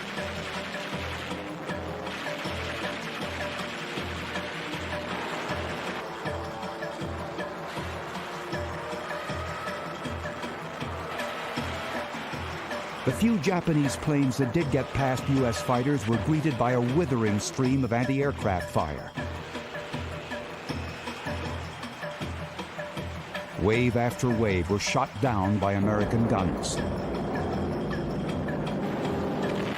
Incredibly, one Japanese pilot snaked through the thick wall of fire that had destroyed every other plane in his group. He dropped a 550-pound bomb that smashed through the carrier USS Princeton, which eventually succumbed to the damage, taking the lives of more than 300 sailors. Now the American pilots had their turn. Halsey's planes found Kurita's force at sea hundreds of miles from Leyte Gulf. They crippled one cruiser and damaged several other ships. But their real find of the day was the battleship Musashi. With the Imperial Navy planes attacking at Leyte, the unprotected Musashi was destroyed and sunk by the American pilots. Kurita called off his part of the assault and turned back. But the day wasn't over. Halsey's scouts had spotted the Japanese decoy carriers far to the north of Leyte. Aware of Kurita's retreat, Halsey decided to take the bait and chase the carriers. He ordered his ships to head north. Unknown to Halsey, however, Kurita had changed his mind.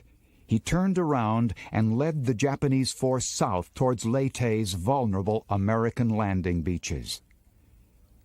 Meanwhile, Admiral Nishimura leads the southern prong of the Japanese assault, unaware that the Americans are lying in wait.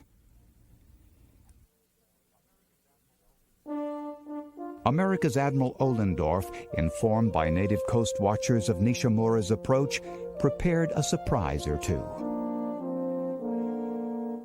5 U.S. ships, resurrected from their graves at Pearl Harbor, are ready to get their payback. These ghosts of Pearl Harbor have come back to haunt the Japanese.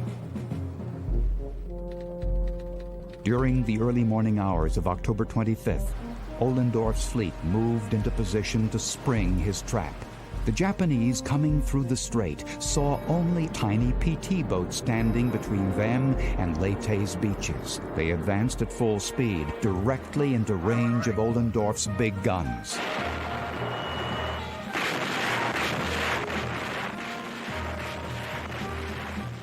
Ohlendorf called the battle the most beautiful sight I have ever witnessed.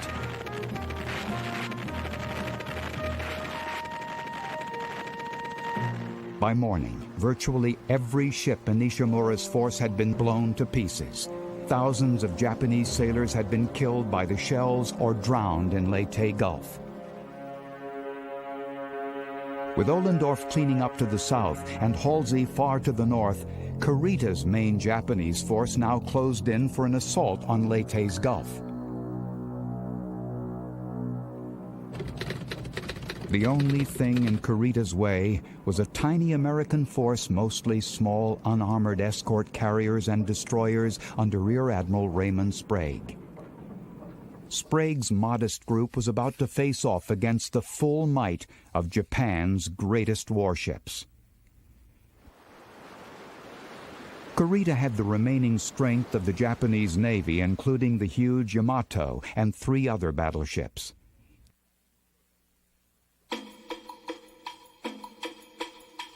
At 8 a.m., his guns opened fire.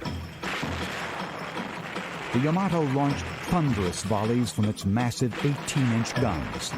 The attack was unexpected and devastating. Sprague could not hope to match the Japanese firepower, but he also could not leave the Leyte beachhead undefended. He decided his only course of action was to attack. First, he had his ships lay down a massive smoke screen. His men rushed to action. His destroyers opening fire to keep the Japanese at a distance. Sprague now launched all the planes from his escort carriers to strafe and harass the Imperial battleships.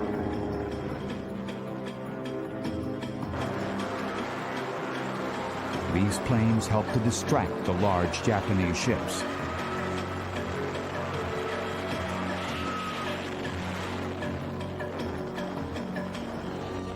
Sprague radioed a desperate call for help, realizing he could not hold out for long. At daybreak, Halsey received the SOS in the middle of his attack on the decoy carriers. Unhappy to leave the battle, the Admiral reluctantly steamed south to rescue Sprague, but left behind just enough ships to finish his attack. The Japanese on these decoy carriers knew they were doomed, but their successful sacrifice had put Kurita far to the south on the verge of victory.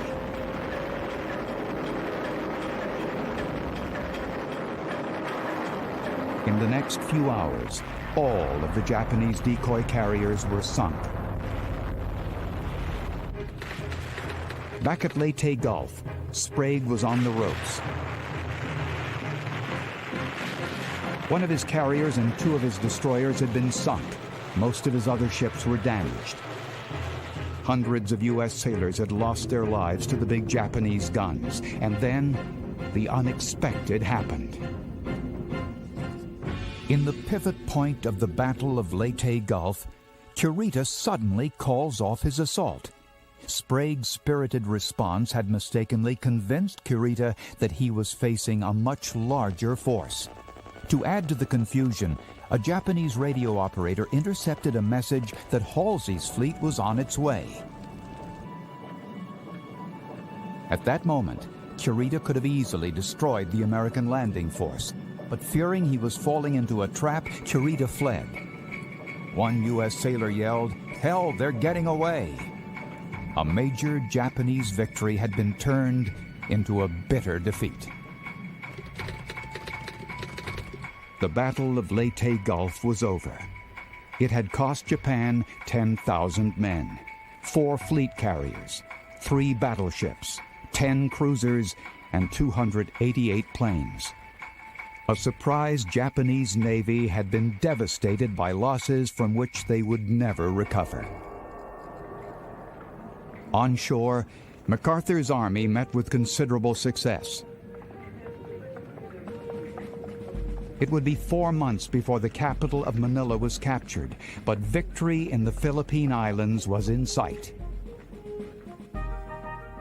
It was time to celebrate. The U.S. had won the Battle of Leyte Gulf.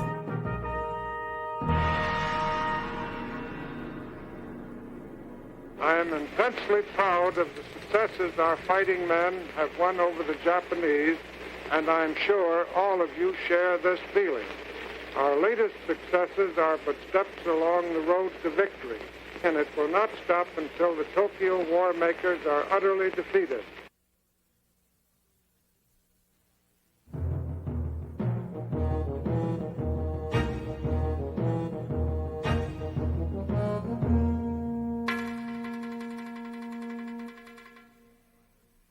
As the Japanese Empire crumbled in 1945, soldiers of the Rising Sun gathered for a last stand against an expected U.S. invasion at the island of Okinawa.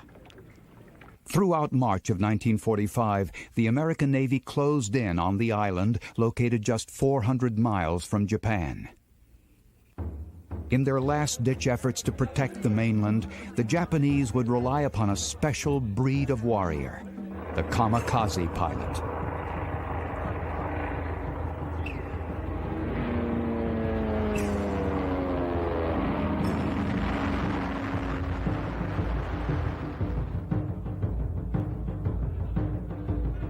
The final step on the road to Tokyo would be the Battle of Okinawa. kamikazes would make sure it was the costliest.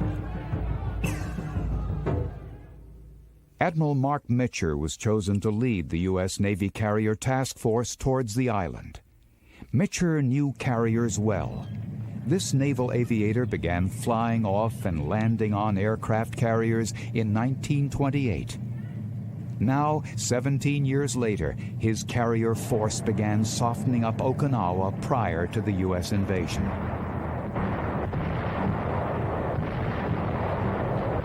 For 2 weeks, the Americans pounded the island. Their barrage was 20 times heavier than the bombardment of Nazi defenses on D-Day.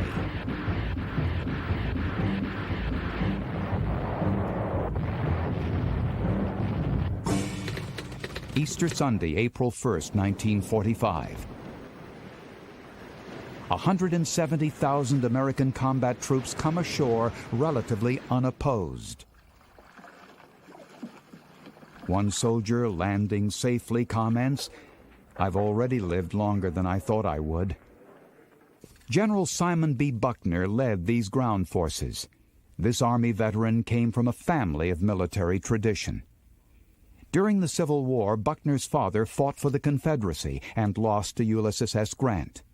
But any wisdom passed on from that experience could not have prepared Buckner for the tenacity the Japanese were about to display on Okinawa.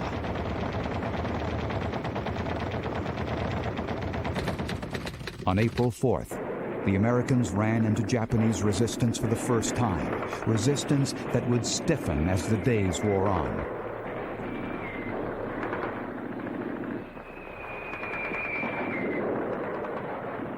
General Mitsuru Ushijima was in charge of the defense of Okinawa. He did not want to waste any of his 100,000 troops along Okinawa's beaches. Instead, he decided to make his stand at the two ends of the island. The strongest defensive position was at the Shuri line to the south, where the Japanese could hide in caves and hills. Ushijima would allow the Americans to come ashore, let them readily move inland, and then kill as many as he could. Meanwhile, Japan's kamikaze planes would destroy as many U.S. ships as possible. Ushijima's plan was a desperate one, and a dangerous one for the Americans. On April 6th, the kamikazes stepped up their attacks. These pilots were named after a legendary divine wind that had wrecked an enemy fleet in the 13th century, saving Japan from invasion. Some of these young men had but 12 hours of flight training, but they were Japan's last hope of turning the tide. The kamikaze planes were loaded with bombs and only enough fuel to reach their targets, the American aircraft carriers. But the young pilots' jangled nerves made them less discerning. Soon, not just the carriers, but every U.S. ship became a target of the suicide planes.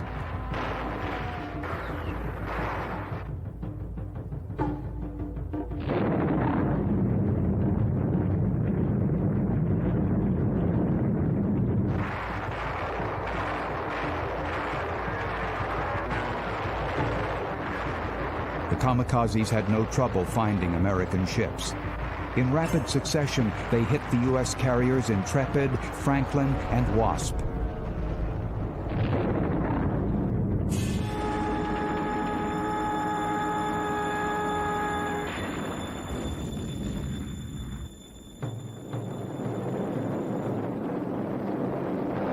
And they kept on coming. In the first 24 hours of battle, hundreds of American lives were lost as the human bombs darted from the sky to find their targets.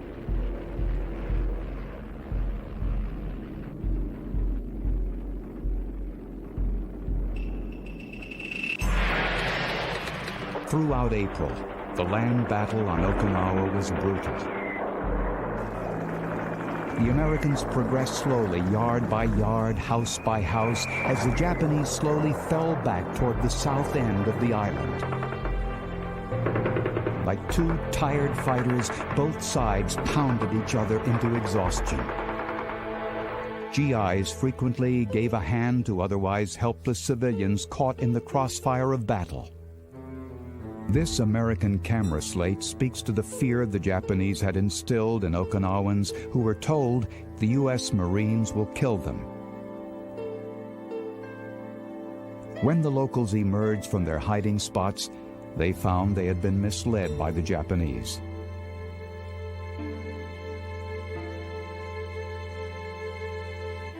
Unfortunately, a few Okinawans accepted the Japanese lies.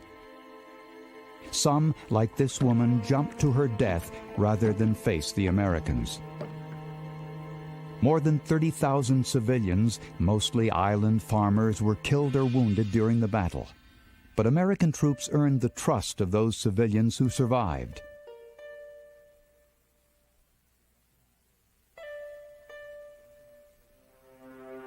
Japanese soldiers killed thousands of GIs in the first few weeks of battle.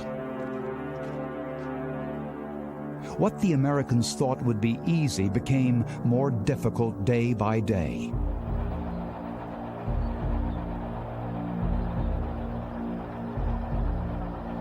Increased pressure was put on General Buckner to end the Battle of Okinawa. Each day of the stalemate left U.S. supply ships and their crews vulnerable to the kamikazes. General Isamu Cho, Ushijima's second-in-command, formed a desperate plan to recover lost ground. Cho convinced Ushijima to launch a massive counterattack against the Americans across the Shuri Line in early May. But Cho's reckless plan left the Japanese exposed to an American artillery barrage. This Japanese offensive turned out to be a bloody failure. It was the pivot point of the Battle of Okinawa.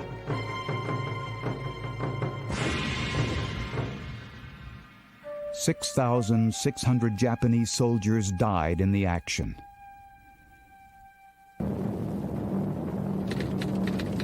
For 6 weeks, the battle dragged on offshore. More than 1,900 kamikaze attacks were made. Although only 1 in 10 of the kamikazes were getting through, 36 American ships were sunk and 368 damaged.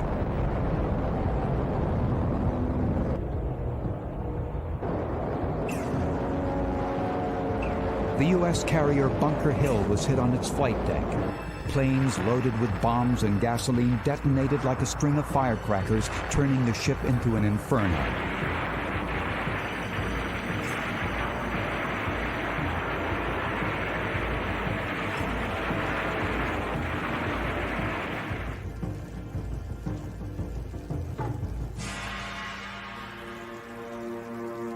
When the smoke cleared 6 hours later, the ship was dead in the water.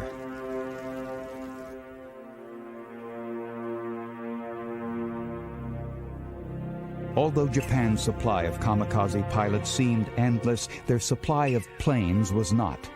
They simply ran out of aircraft.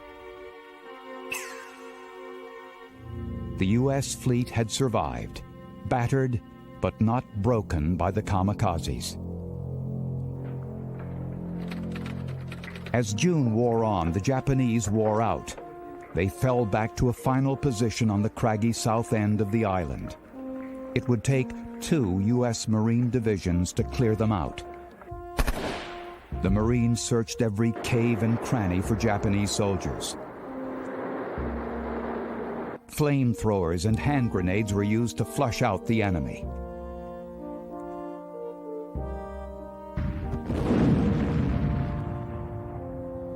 Dazed and exhausted, a few Japanese soldiers were taken prisoner.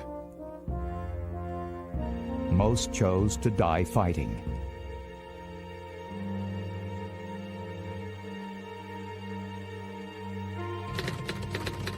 On June 18th, just after this film was shot, General Buckner commented, "Things are going well here."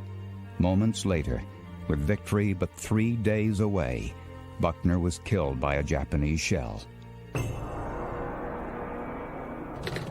On June 21st, the Japanese surrendered. Their losses were catastrophic. 110,000 soldiers and civilians had perished. Only 7,400 soldiers were left alive.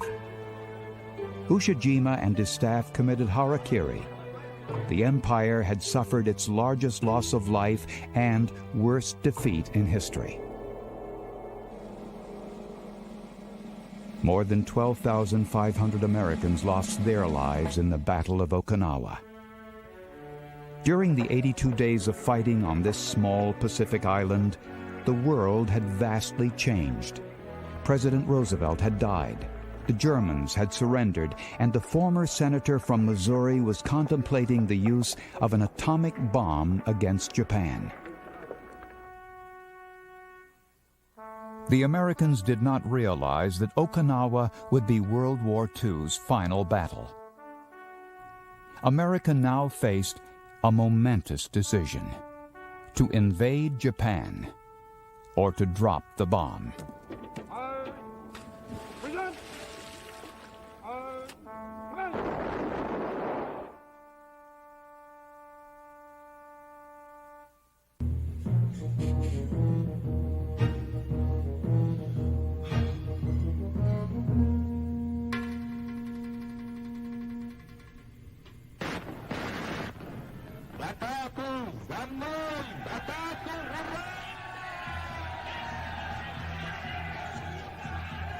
In 1941, having overrun most of Western Europe, Adolf Hitler set his sights on conquering the Soviet Union.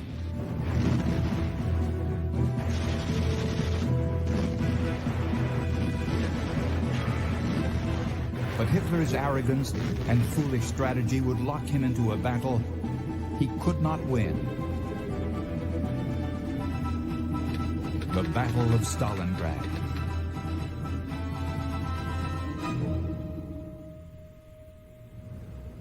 Stalingrad was a quaint city of parks nestled on the Volga River, which served as the gateway to Russian Asia. By war's end, it would barely resemble its former self.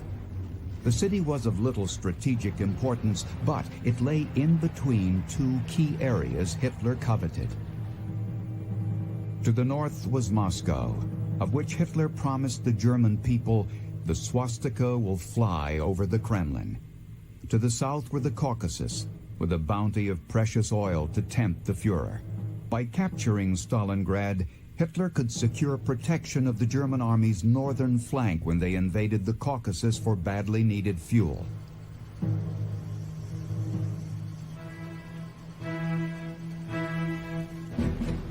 In June of 1942, the German army advanced across a huge expanse of Mother Russia towards its target, Stalingrad.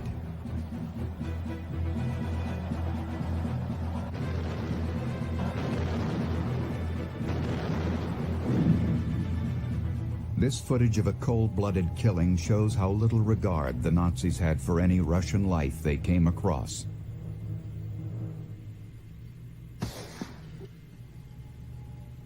The German offensive, named Code Blue, sliced ruthlessly through the countryside with little resistance. But where were the Russians? Hitler believed the Red Army was on its last legs. The reality was the Russians were learning to fight a modern war by not defending hopelessly exposed positions. Instead, they fell back to regroup as the puzzled German army closed in on stragglers. To Hitler, the conquest of Stalingrad looked like the fall of Poland, Norway, and France. He instructed his troops to show no mercy.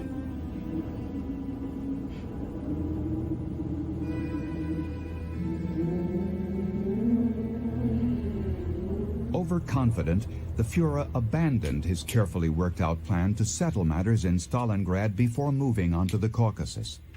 Instead, he tried to take them simultaneously. General Halder tried to persuade Hitler that he could not sustain two powerful offensives in different directions, so Hitler dismissed him. At this moment, Hitler could have taken Stalingrad if his combined armies concentrated first on the city and then pursued the Caucasus. His blunder was to attempt to take them both simultaneously.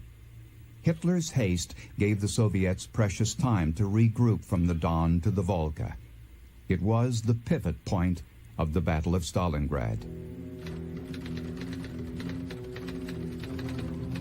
The Nazis had laid 22 pontoon bridges over the Don River as they rolled eastward, but still no Russian army. The Germans began a 40-mile march to the Volga. Their massive army of 330,000 men and 500 tanks was led by a man chosen through favoritism rather than ability. Friedrich Wilhelm Ernst Paulus had never commanded a regiment, let alone a division or corps. Nicknamed the Noble Lord, he wore white gloves and changed his uniform twice a day. But the stress of the next 6 months would transform the Noble Lord into a rabid dog.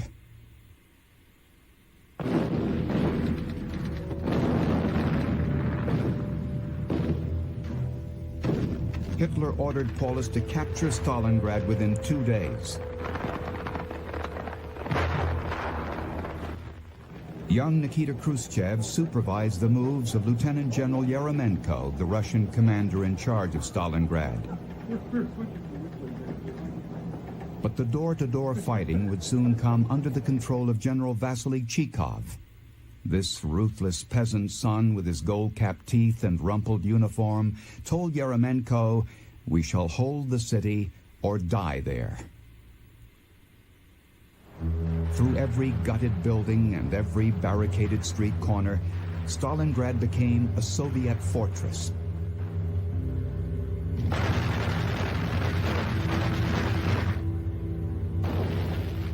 Often the front line was no more than a wall or floor separating different levels of a building. The Russians contested every foot of ground. German gains were measured in yards. Russian soldiers seeded the streets with mines and dug trenches to scurry from one building to another. They drew the Germans into a maze in which they were trapped in killing zones.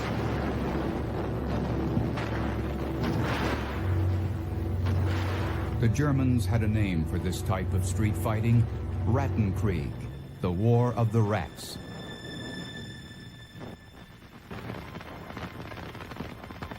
The city became a rat's nest of snipers, with each side bringing in their best marksmen.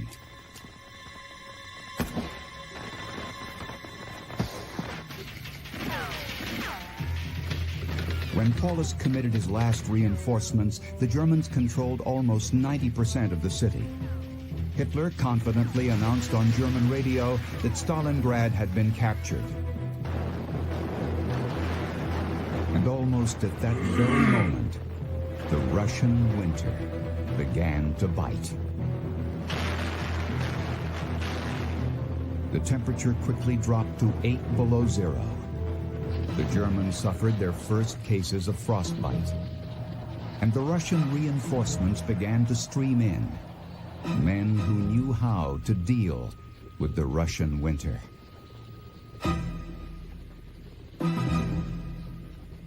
Generals Vasilevsky and Zhukov now mapped out the Russian strategy for victory at Stalingrad. Their plan was to lure Hitler's army in towards the center of Stalingrad. Meanwhile, 1 million fresh Russian troops from outside the city would close the trap, ensnaring the German six in a double-pronged fist of steel.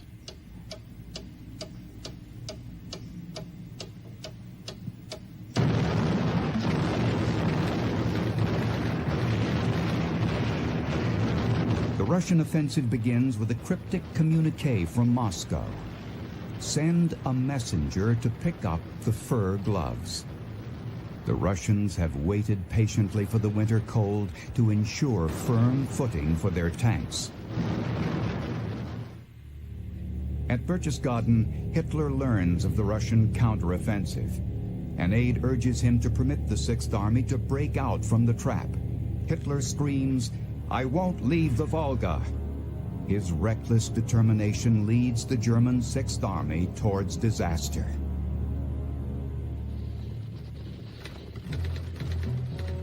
The Soviet forces complete the encirclement. Paulus radios Hitler that his army is completely surrounded.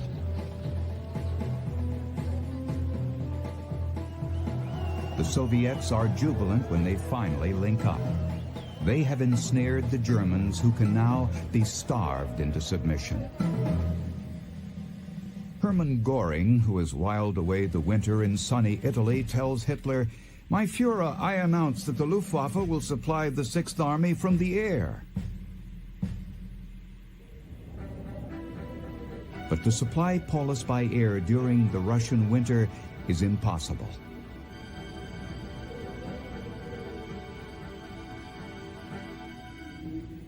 Hitler now looks to Leningrad for help from Field Marshal Erich von Manstein.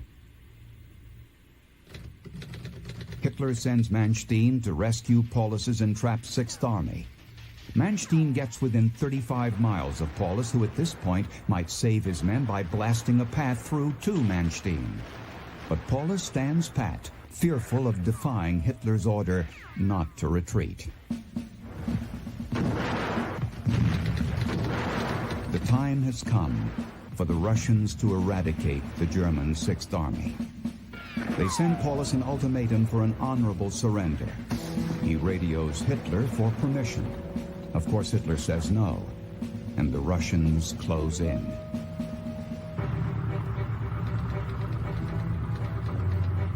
The last German airstrip falls. Their planes can no longer land badly needed medicine for the sick and wounded.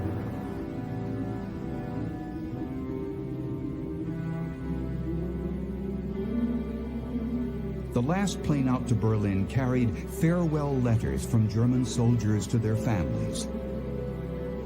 The letters were confiscated in Berlin, and most were burned.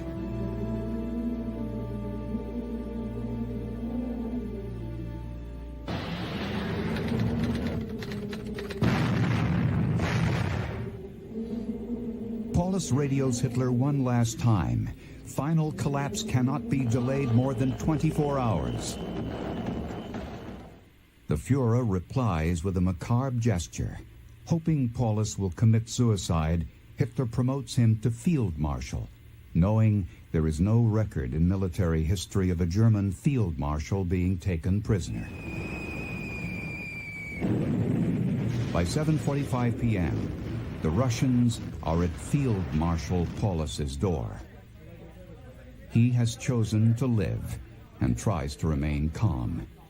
His despair, however, is evident in the nervous tick in his eye.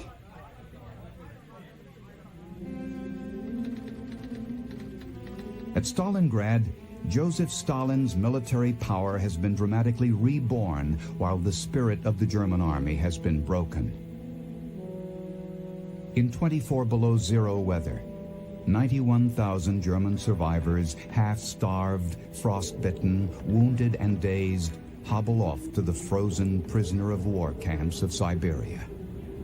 Only 5,000 will ever return.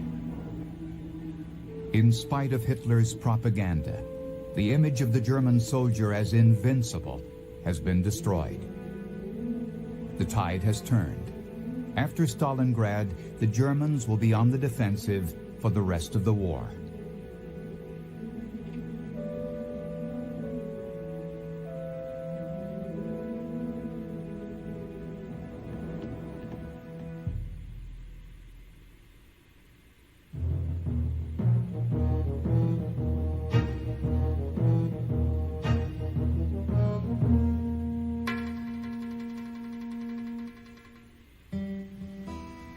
In the summer of 1942, Major General Alexander Vandergrift and his U.S. Marines began a long journey from San Francisco Harbor.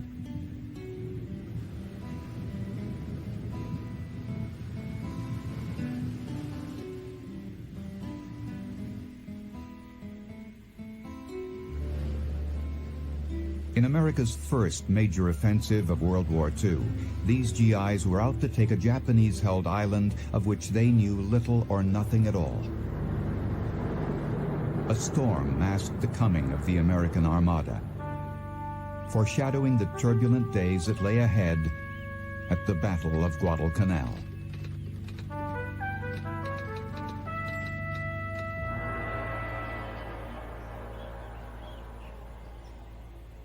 900 miles northeast of Australia, the Japanese were secretly building an airstrip on the island of Guadalcanal. If the strip were successfully completed, it would leave Australia open to Japanese air attacks and ultimately to invasion. The Allies needed to act. You're watching color motion pictures taken by the U.S. Marines as they landed on Guadalcanal. General Vandergrift paced around the command ship waiting for the opposition, but there was none. The Japanese had been taken by surprise. The first American casualty, in fact, was a soldier who cut his hand with a machete while opening a coconut.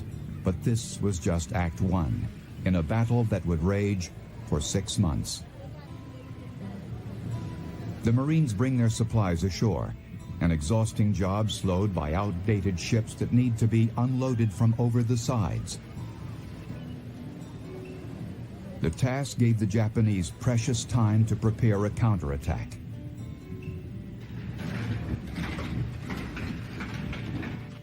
Fortunately, the Americans had an early warning system. Australian and native coast watchers on nearby islands alerted the Navy by radio as Japanese planes approached.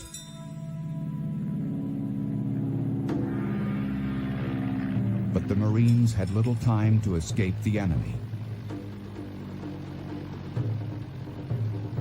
For 2 days, Japanese bombers attacked.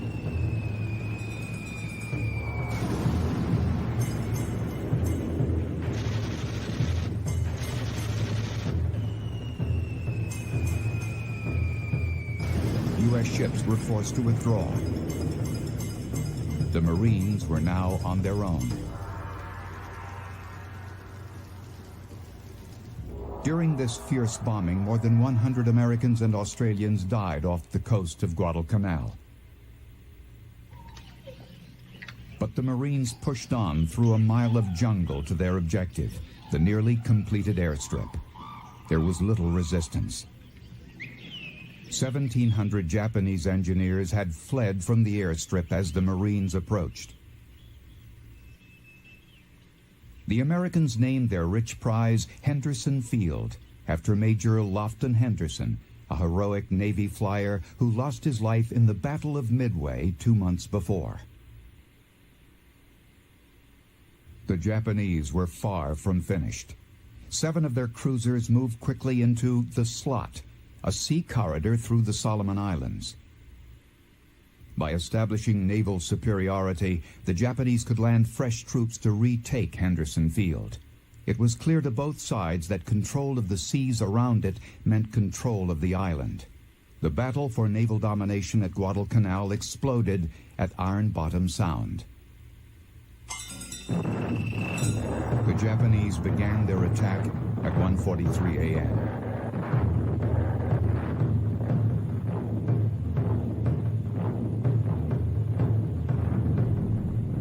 By dawn, 5 Allied cruisers had been sunk.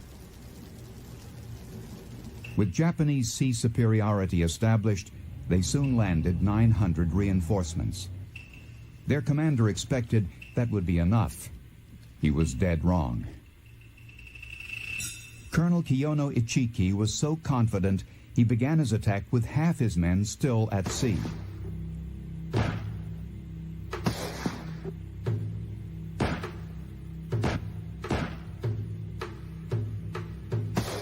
Wave after wave of Japanese soldiers were mowed down by the U.S. Marines. 80% of Ichiki's men soon lay on the ground, the living, the dying, and the dead. The next morning, the Marines cleaned up the beach with their tanks. Afterwards, Vandergrift said, "The rear of the tanks looked like meat grinders." Colonel Ichiki found a quiet spot on the beach and committed harakiri. Despite the hard-earned victory, the Marines were still in desperate straits. Isolated, low on supplies, they knew they could not expect reinforcements as long as the Japanese Navy ruled the waters. Malaria-carrying mosquitoes, dysentery, torrents of rain, and creepy crawlers as big as your fist made matters even worse. And then there was the mud. And more mud. Worst of all, Guadalcanal was soon swarming with freshly landed Japanese troops. Who was this Japanese soldier? This was America's first offensive of World War II, and our troops had never before dealt with such an enemy, wrapped in camouflage, hiding in caves and trees. By September, the Japanese had regrouped to begin another assault on Henderson Field.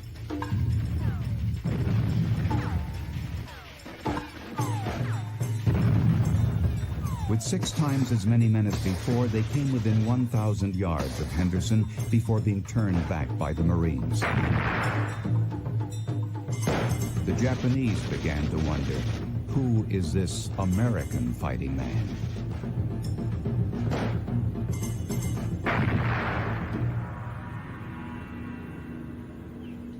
These were not the same poorly trained and equipped Americans the Japanese had overrun with ease in the early days of the war.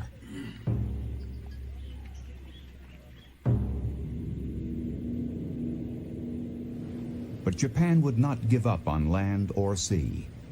Guadalcanal was critically important to them and to the Allies. When Admiral Chester Nimitz learned of the plan for the next all-out Japanese naval and ground attack, he appointed one of his toughest men to stop them. Admiral Bull Halsey, on learning of his new assignment, said, "Jesus Christ and General Jackson, this is the hottest potato they've ever handed me."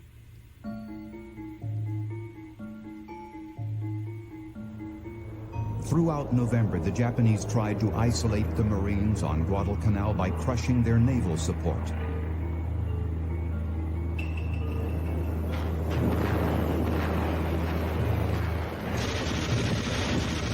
One moment was dramatically captured on film. You're about to witness a direct hit on the Enterprise, which took the life of the man who shot this film.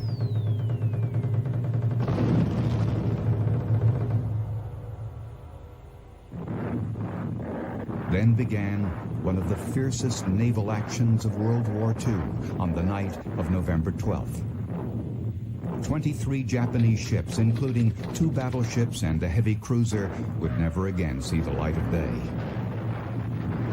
Halsey's men had done their job well, forcing the Japanese Navy to withdraw from what they now called the Island of Death. It was the pivot point of Guadalcanal. With control of the sea, American troops and material quickly streamed in.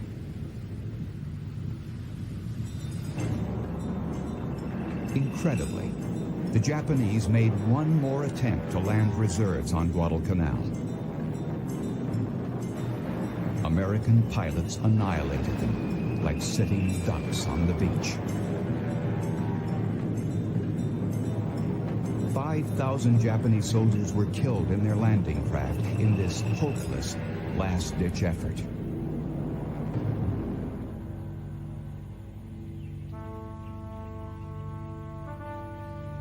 In December, U.S. Army reinforcements arrived on Guadalcanal. Command was passed from Vandergrift's heroic Marines to the Army under General Patch. By February, the remaining Japanese troops could hold out no longer. Before Guadalcanal, the Japanese had seemed unstoppable. But now, America's long drive towards Tokyo and victory had begun. Had we not taken Guadalcanal, the Japanese could have extended their domination of the Pacific to Australia, and the U.S. might never have been able to push them back.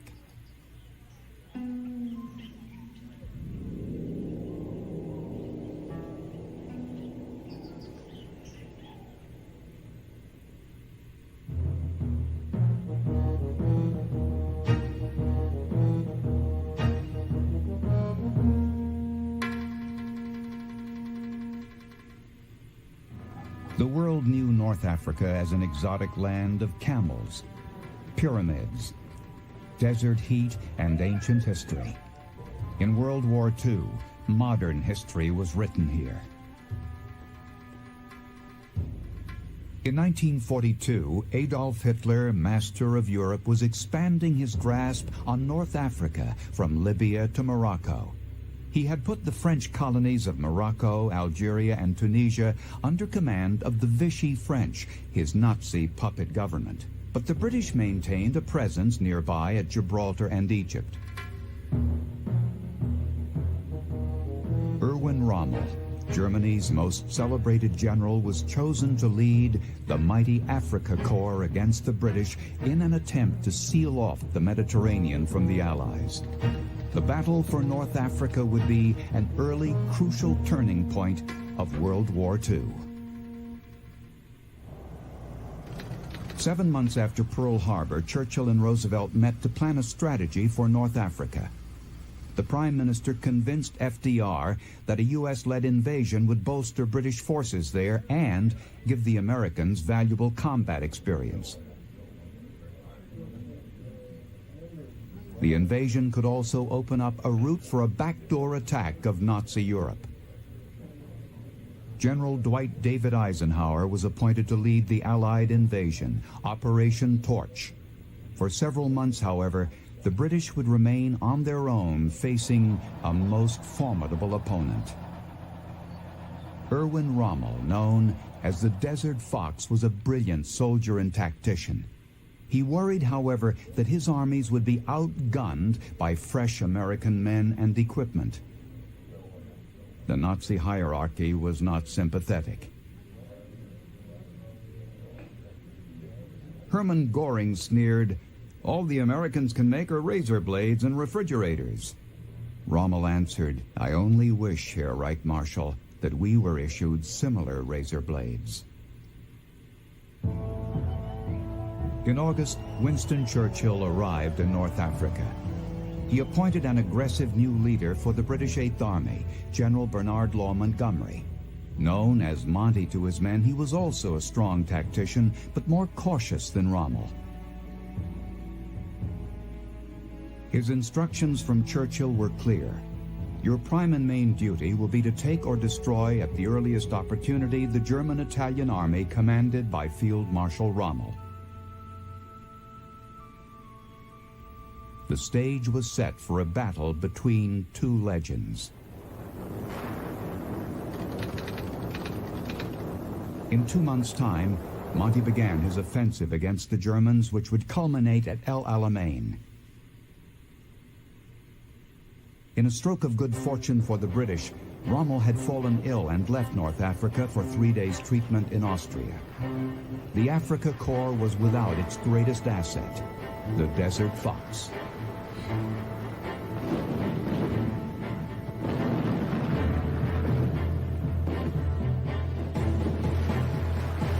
Montgomery surprised the Nazis with an intensive World War I-type artillery barrage, followed by infantry and tank charges. So thunderous was the shelling that Rommel's replacement, General Stumm, suffered a fatal heart attack, while the German army suffered a lethargic and disorganized defense.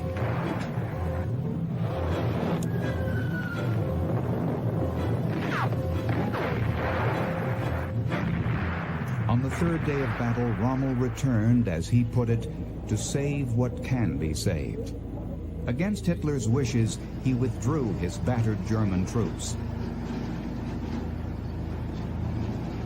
The British victory in the Battle of El Alamein was a devastating setback to the Nazis, the pivot point of the North African campaign.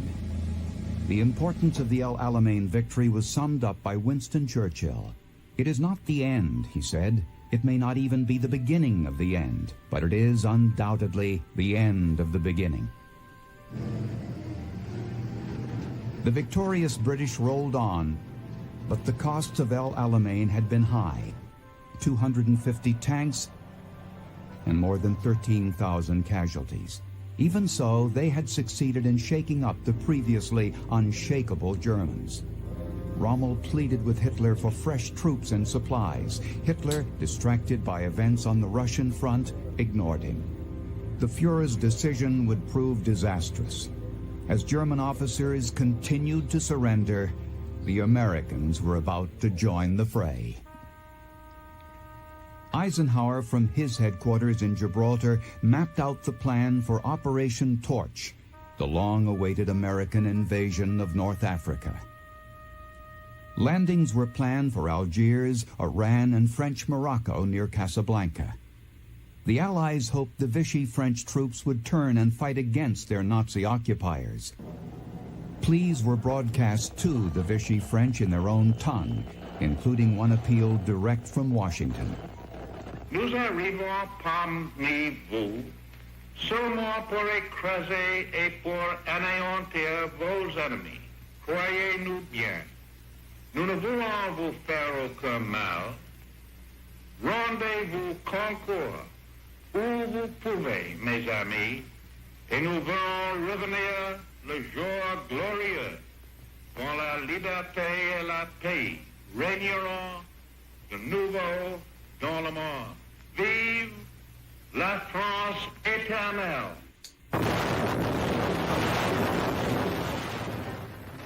More than 500 Allied warships now began a surprise assault on the three targets.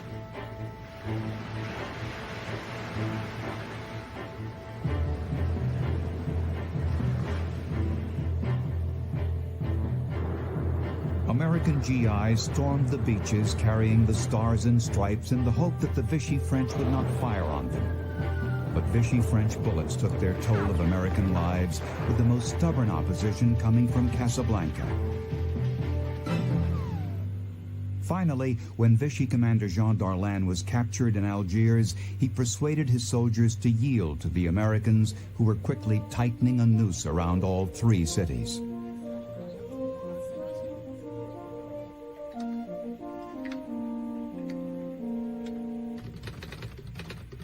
Ike wanted to keep the momentum going.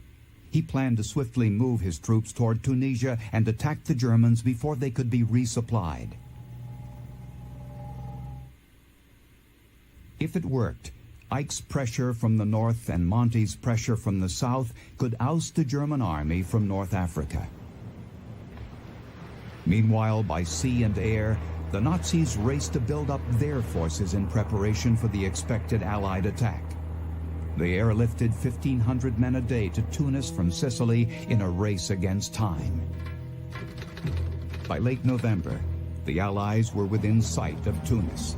But 30,000 German troops, most of them newly arrived reinforcements, were waiting for them. The unseasoned Americans were driven out of Tunis by the German Panzer M4s, stronger tanks than anything the U.S. could offer. By air, the Americans were introduced to the superior might of the Luftwaffe, taking off from Axis bases in Italy and wreaking havoc over North Africa.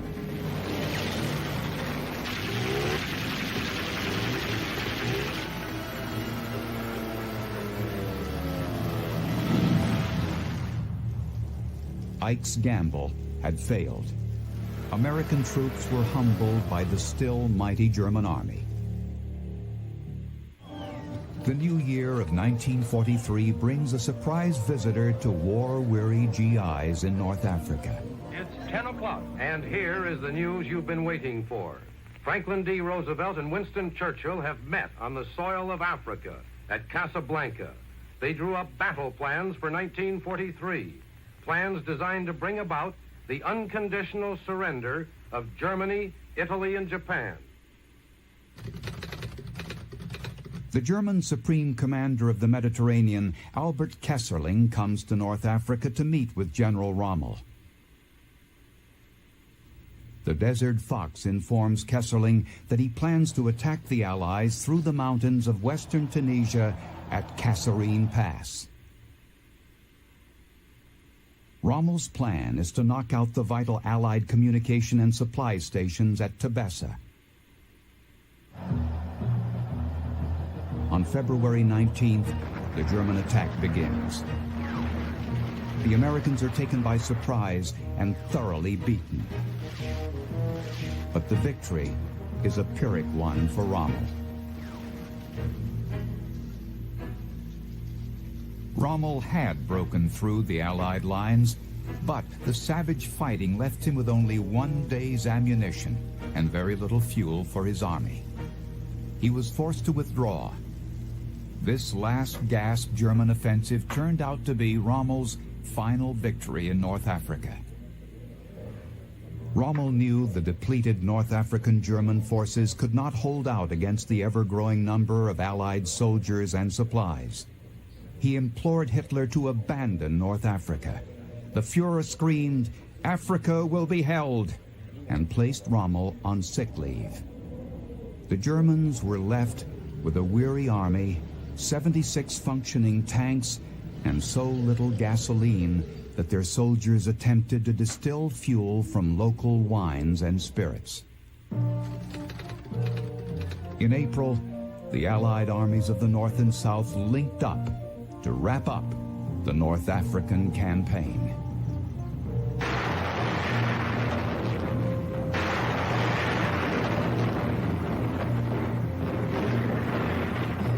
By mid-April, Bizerta had fallen.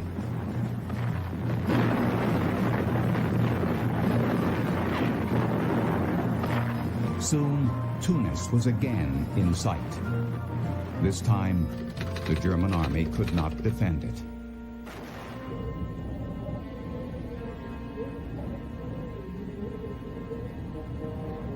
This is the once mighty Afrika Korps. With their defeat, North Africa was firmly in Allied hands. If Hitler could have secured the Mediterranean, he might have maintained his stranglehold over Europe. Instead, the Nazis now had a two-front war on their hands, with North Africa the launching point for the Allied invasion of Italy.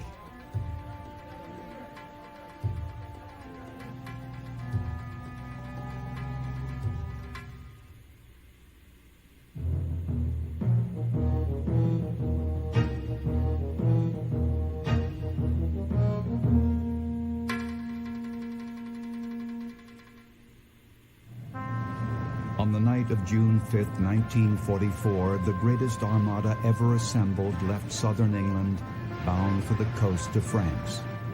Winston Churchill called it the most difficult and complicated operation ever to take place. The plan was officially called Operation Overlord, but history remembers it as D-Day.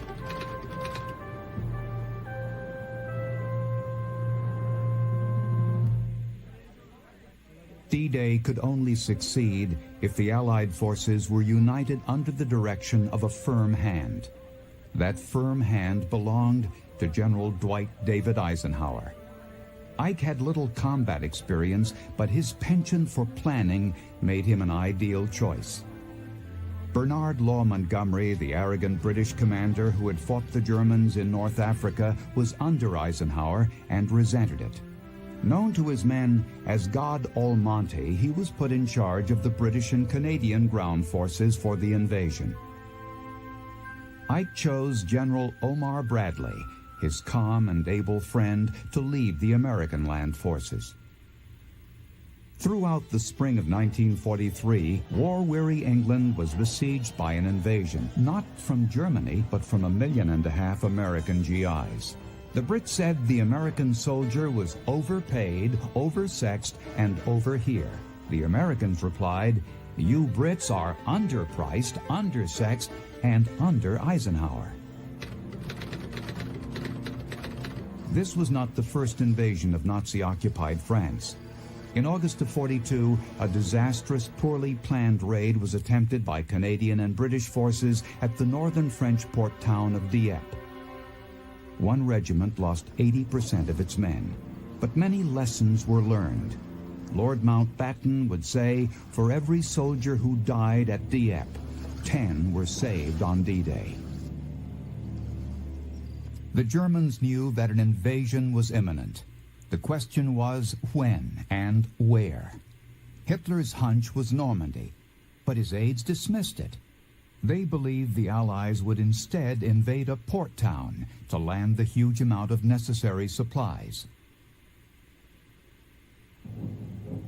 Hitler chose Field Marshal Erwin Rommel, the Desert Fox of the North Africa campaign, to build a 1,600-mile Atlantic wall from the Netherlands to Spain.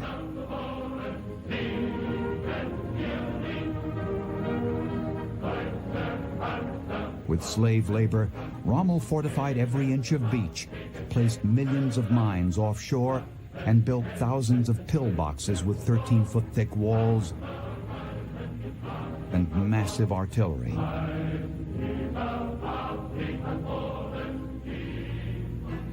Rommel was convinced that success lay in repelling the enemy on the beaches. He said, "The first 24 hours of the invasion will be decisive for the Allies as well as Germany. It will be the longest day." The Desert Fox had coined the phrase for the ages. Rommel's superior, Field Marshal Gerd von Rundstedt, disagreed. He believed that nothing could prevent the Allies from piercing the Atlantic Wall. Von Rundstedt instead wanted to keep a large mobile panzer division in reserve, then quickly shift it to the site of the Allied invasion.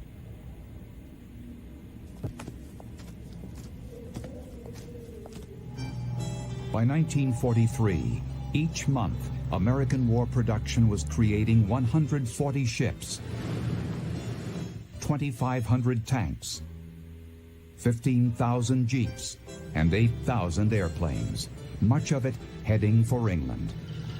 But how to hide such a buildup? The invasion could only succeed if the Germans could be kept guessing.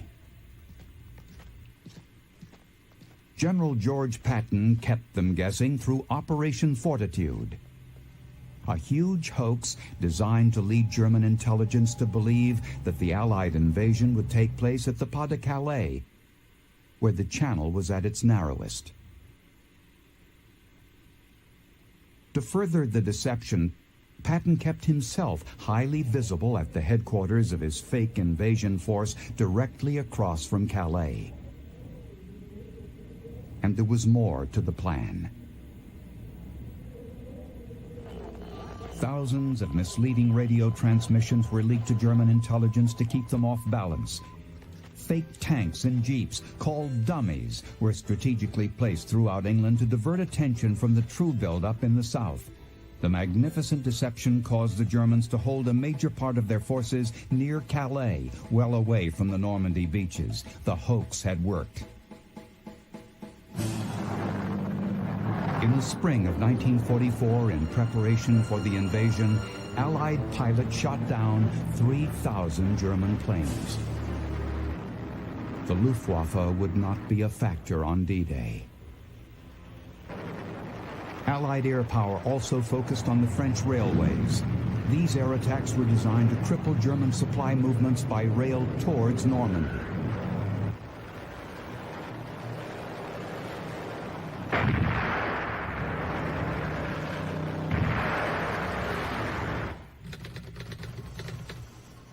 D-Day -3. The Allied invasion fleet sits ready, waiting for the green light from General Eisenhower. Ike has a 3-day window of opportunity for the most favorable weather combination of late moon rising and high tide. D-Day -2. A storm sits over the channel. Ike waits to this gloomy forecast, and after conferring with his meteorologist, he decides to wait a day. D-Day -1. Rommel is back in Germany to celebrate his wife Lucy's birthday. He has told von Rundstedt the invasion is not imminent.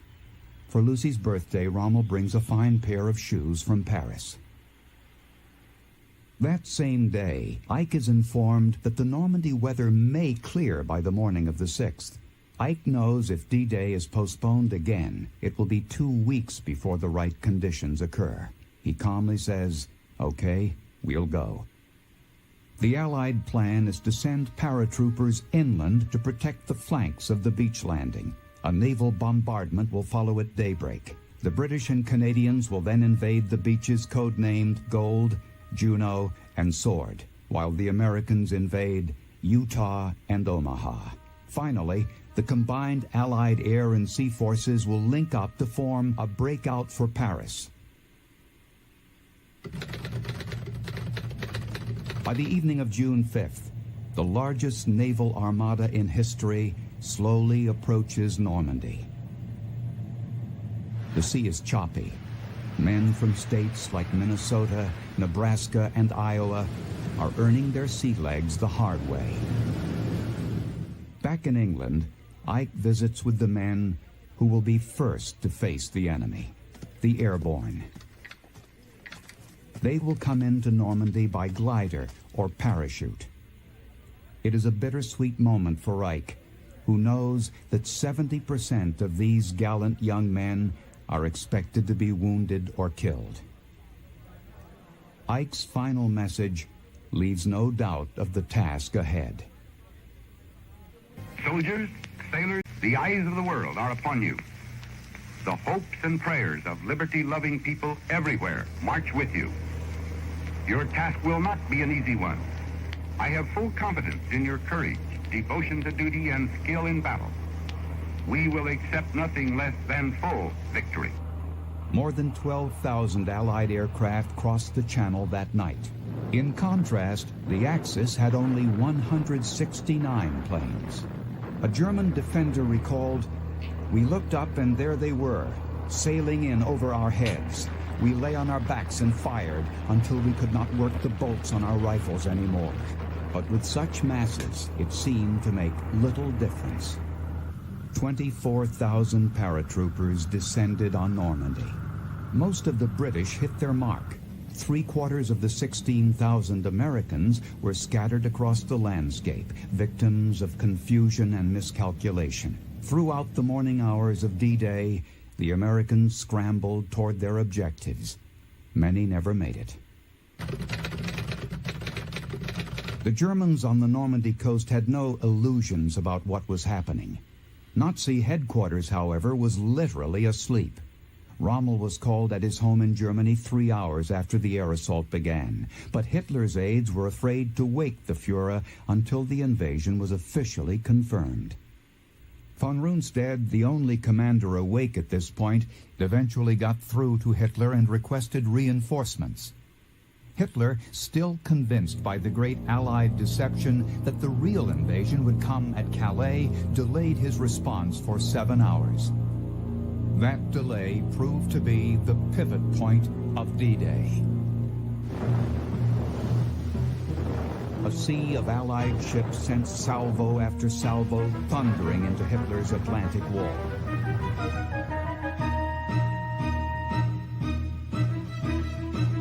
For the Allies and the Germans, too, the longest day had begun.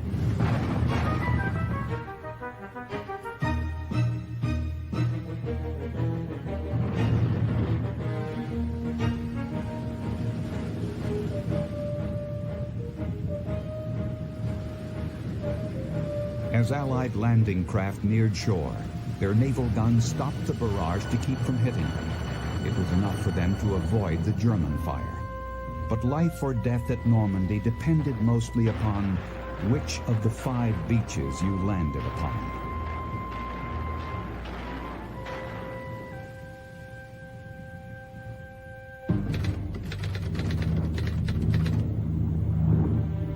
At Utah, American landing craft near the shore.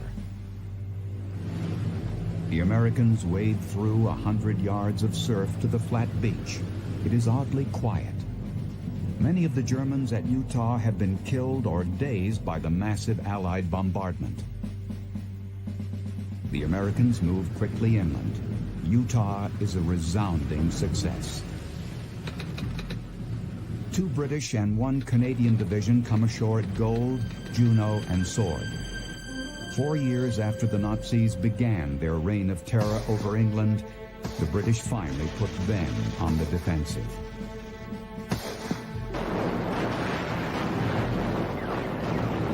There are more than 1,000 casualties here, but the bloodiest landing will transpire at Omaha Beach.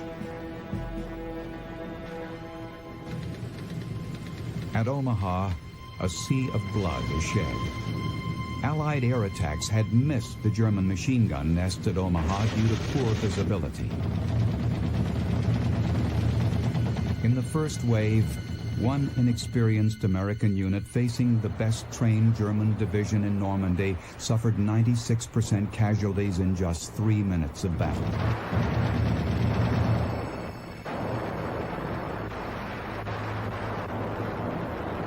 In choppy seas, 27 amphibious tanks were sunk. Most of the men drowned inside.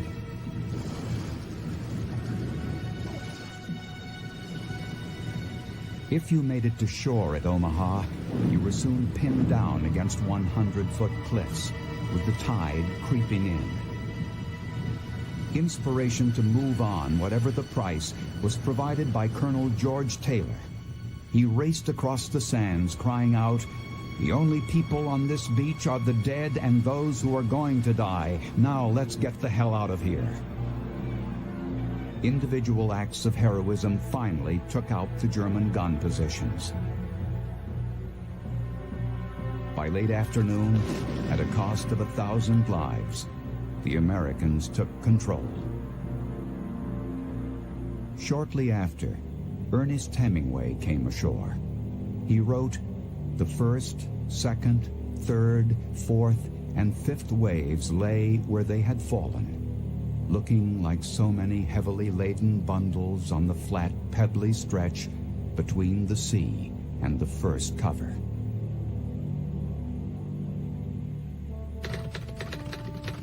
The success of D-Day allowed the Allies to land at will on the French beaches. The Germans had lost their stranglehold on Europe.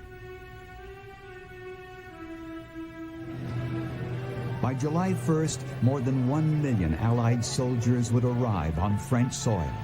Within 2 months, Paris would be liberated and the Allies would cut a path towards Berlin. D-Day opened the way to victory in Europe.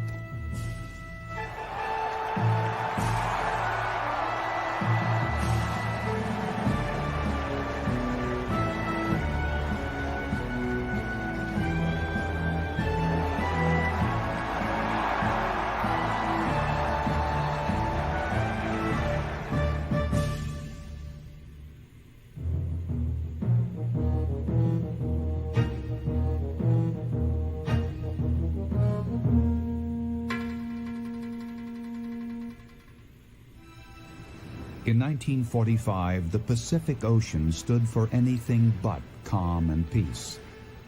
An epic confrontation was about to take place on an 8-mile parcel of land the Japanese called Sulphur Island. The only value of this land was its strategic airstrip just 625 miles southeast of Tokyo. If taken, the outpost could become the Allies' closest base for continued bombing of Japan. The capture of the island was expected to take 10 days. It took 36. The bloodiest assault in the history of the U.S. Marines took place on Iwo Jima.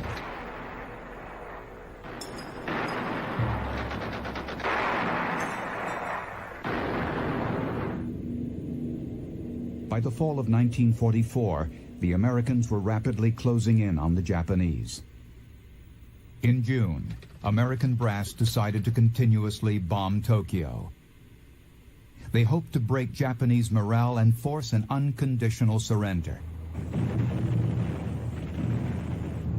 Iwo Jima was key to these plans. Iwo's proximity to Japan meant fighter escorts could accompany bombing runs over Tokyo. Until this point, America's B-29 superfortresses had flown these missions alone. To take Iwo would give the Americans a dagger aimed at the heart of the enemy. General Tadamichi Kurabayashi commanded the Japanese on Iwo Jima. In the 1920s, he had taken cavalry training in Texas. He knew America well. To his wife, he wrote, "The United States is the last country in the world Japan should fight." Fearing that Japan was being backed into a corner at Iwo, he decided to dig in, literally. The Japanese constructed a honeycomb of caves, pillboxes, and bunkers stocked with food and electricity and connected by internal communications. Kurebayashi's plan would allow the Americans to come ashore. Then he would butcher them with mortar and machine gun fire from strategically located pillboxes. The 22,000 Japanese on Iwo were prepared to die for the emperor. Kurebayashi told these men, "Once the invasion comes, every man will resist until the end, making his position his tomb."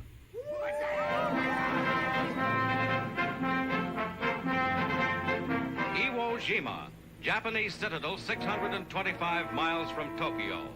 An invaluable base for consistent bombing of Japan.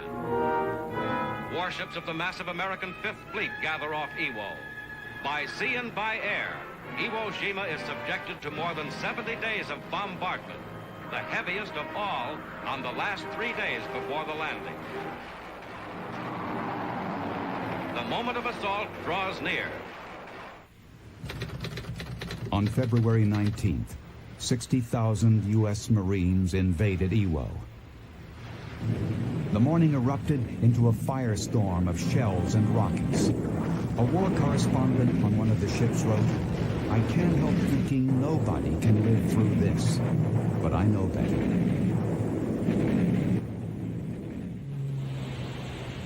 The shelling stopped as 120 carrier planes strafed the island with napalm and gunfire.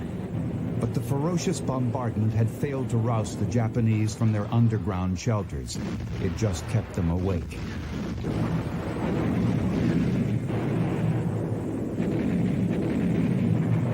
The Marines were also awake.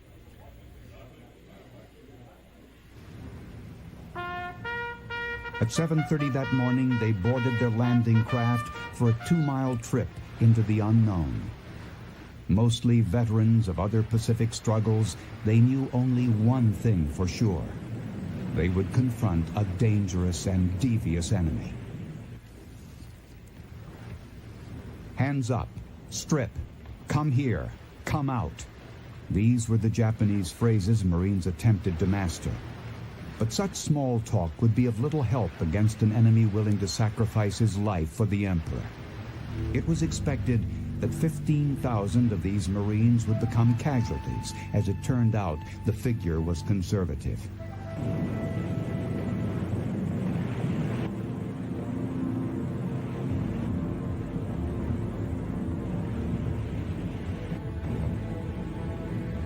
The first wave hit the beach at 8:59 a.m. The Marines were surprised by the light resistance.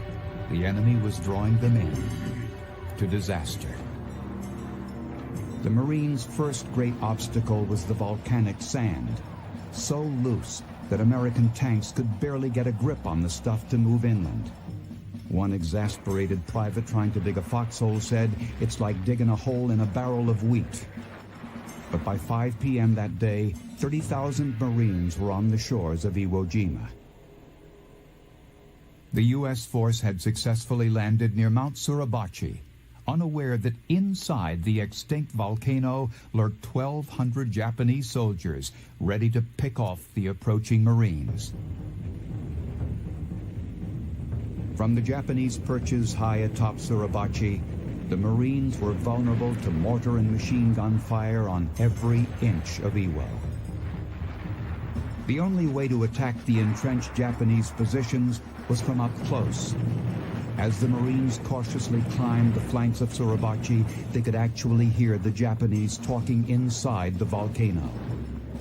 For the next 4 days, those foreign voices would be systematically silenced by flamethrowers and hand grenades. But in those 4 days of fighting, more than 1,500 Marines were also killed. There seemed no end to the Japanese resistance. The Leathernecks needed a lift.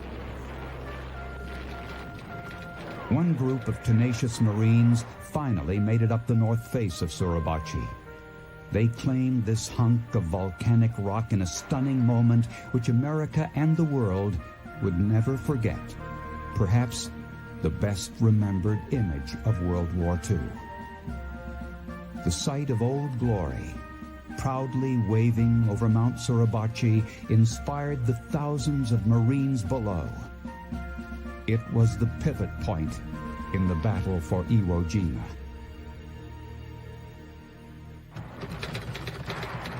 By the sixth day of battle, the Marines had captured the island's largest airstrip. American air power was at Japan's door.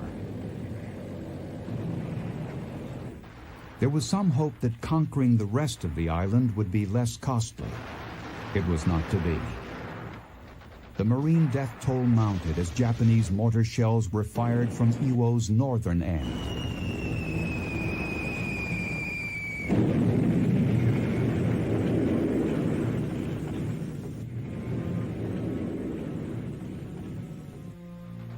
The Marines had to traverse rocky terrain embedded with Japanese snipers to reach General Kurebayashi and his men. And the Japanese were taking the general's orders to fight to their death quite seriously. 4 Marines fell for every yard taken. In 1 hour, 94 Marines were killed trying to cross a space of 100 yards in front of one cave. When the Marines couldn't coax them out or shoot them out, they burned them out. 10,000 gallons of flamethrower oil were used up in each day of battle.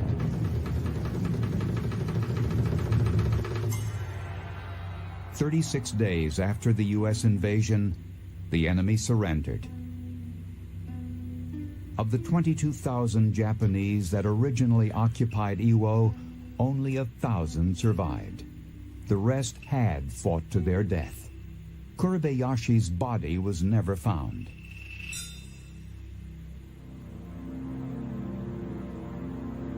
The taking of the island cost more than 5,000 American lives, but the U.S. Marines had won the fiercest battle of their history.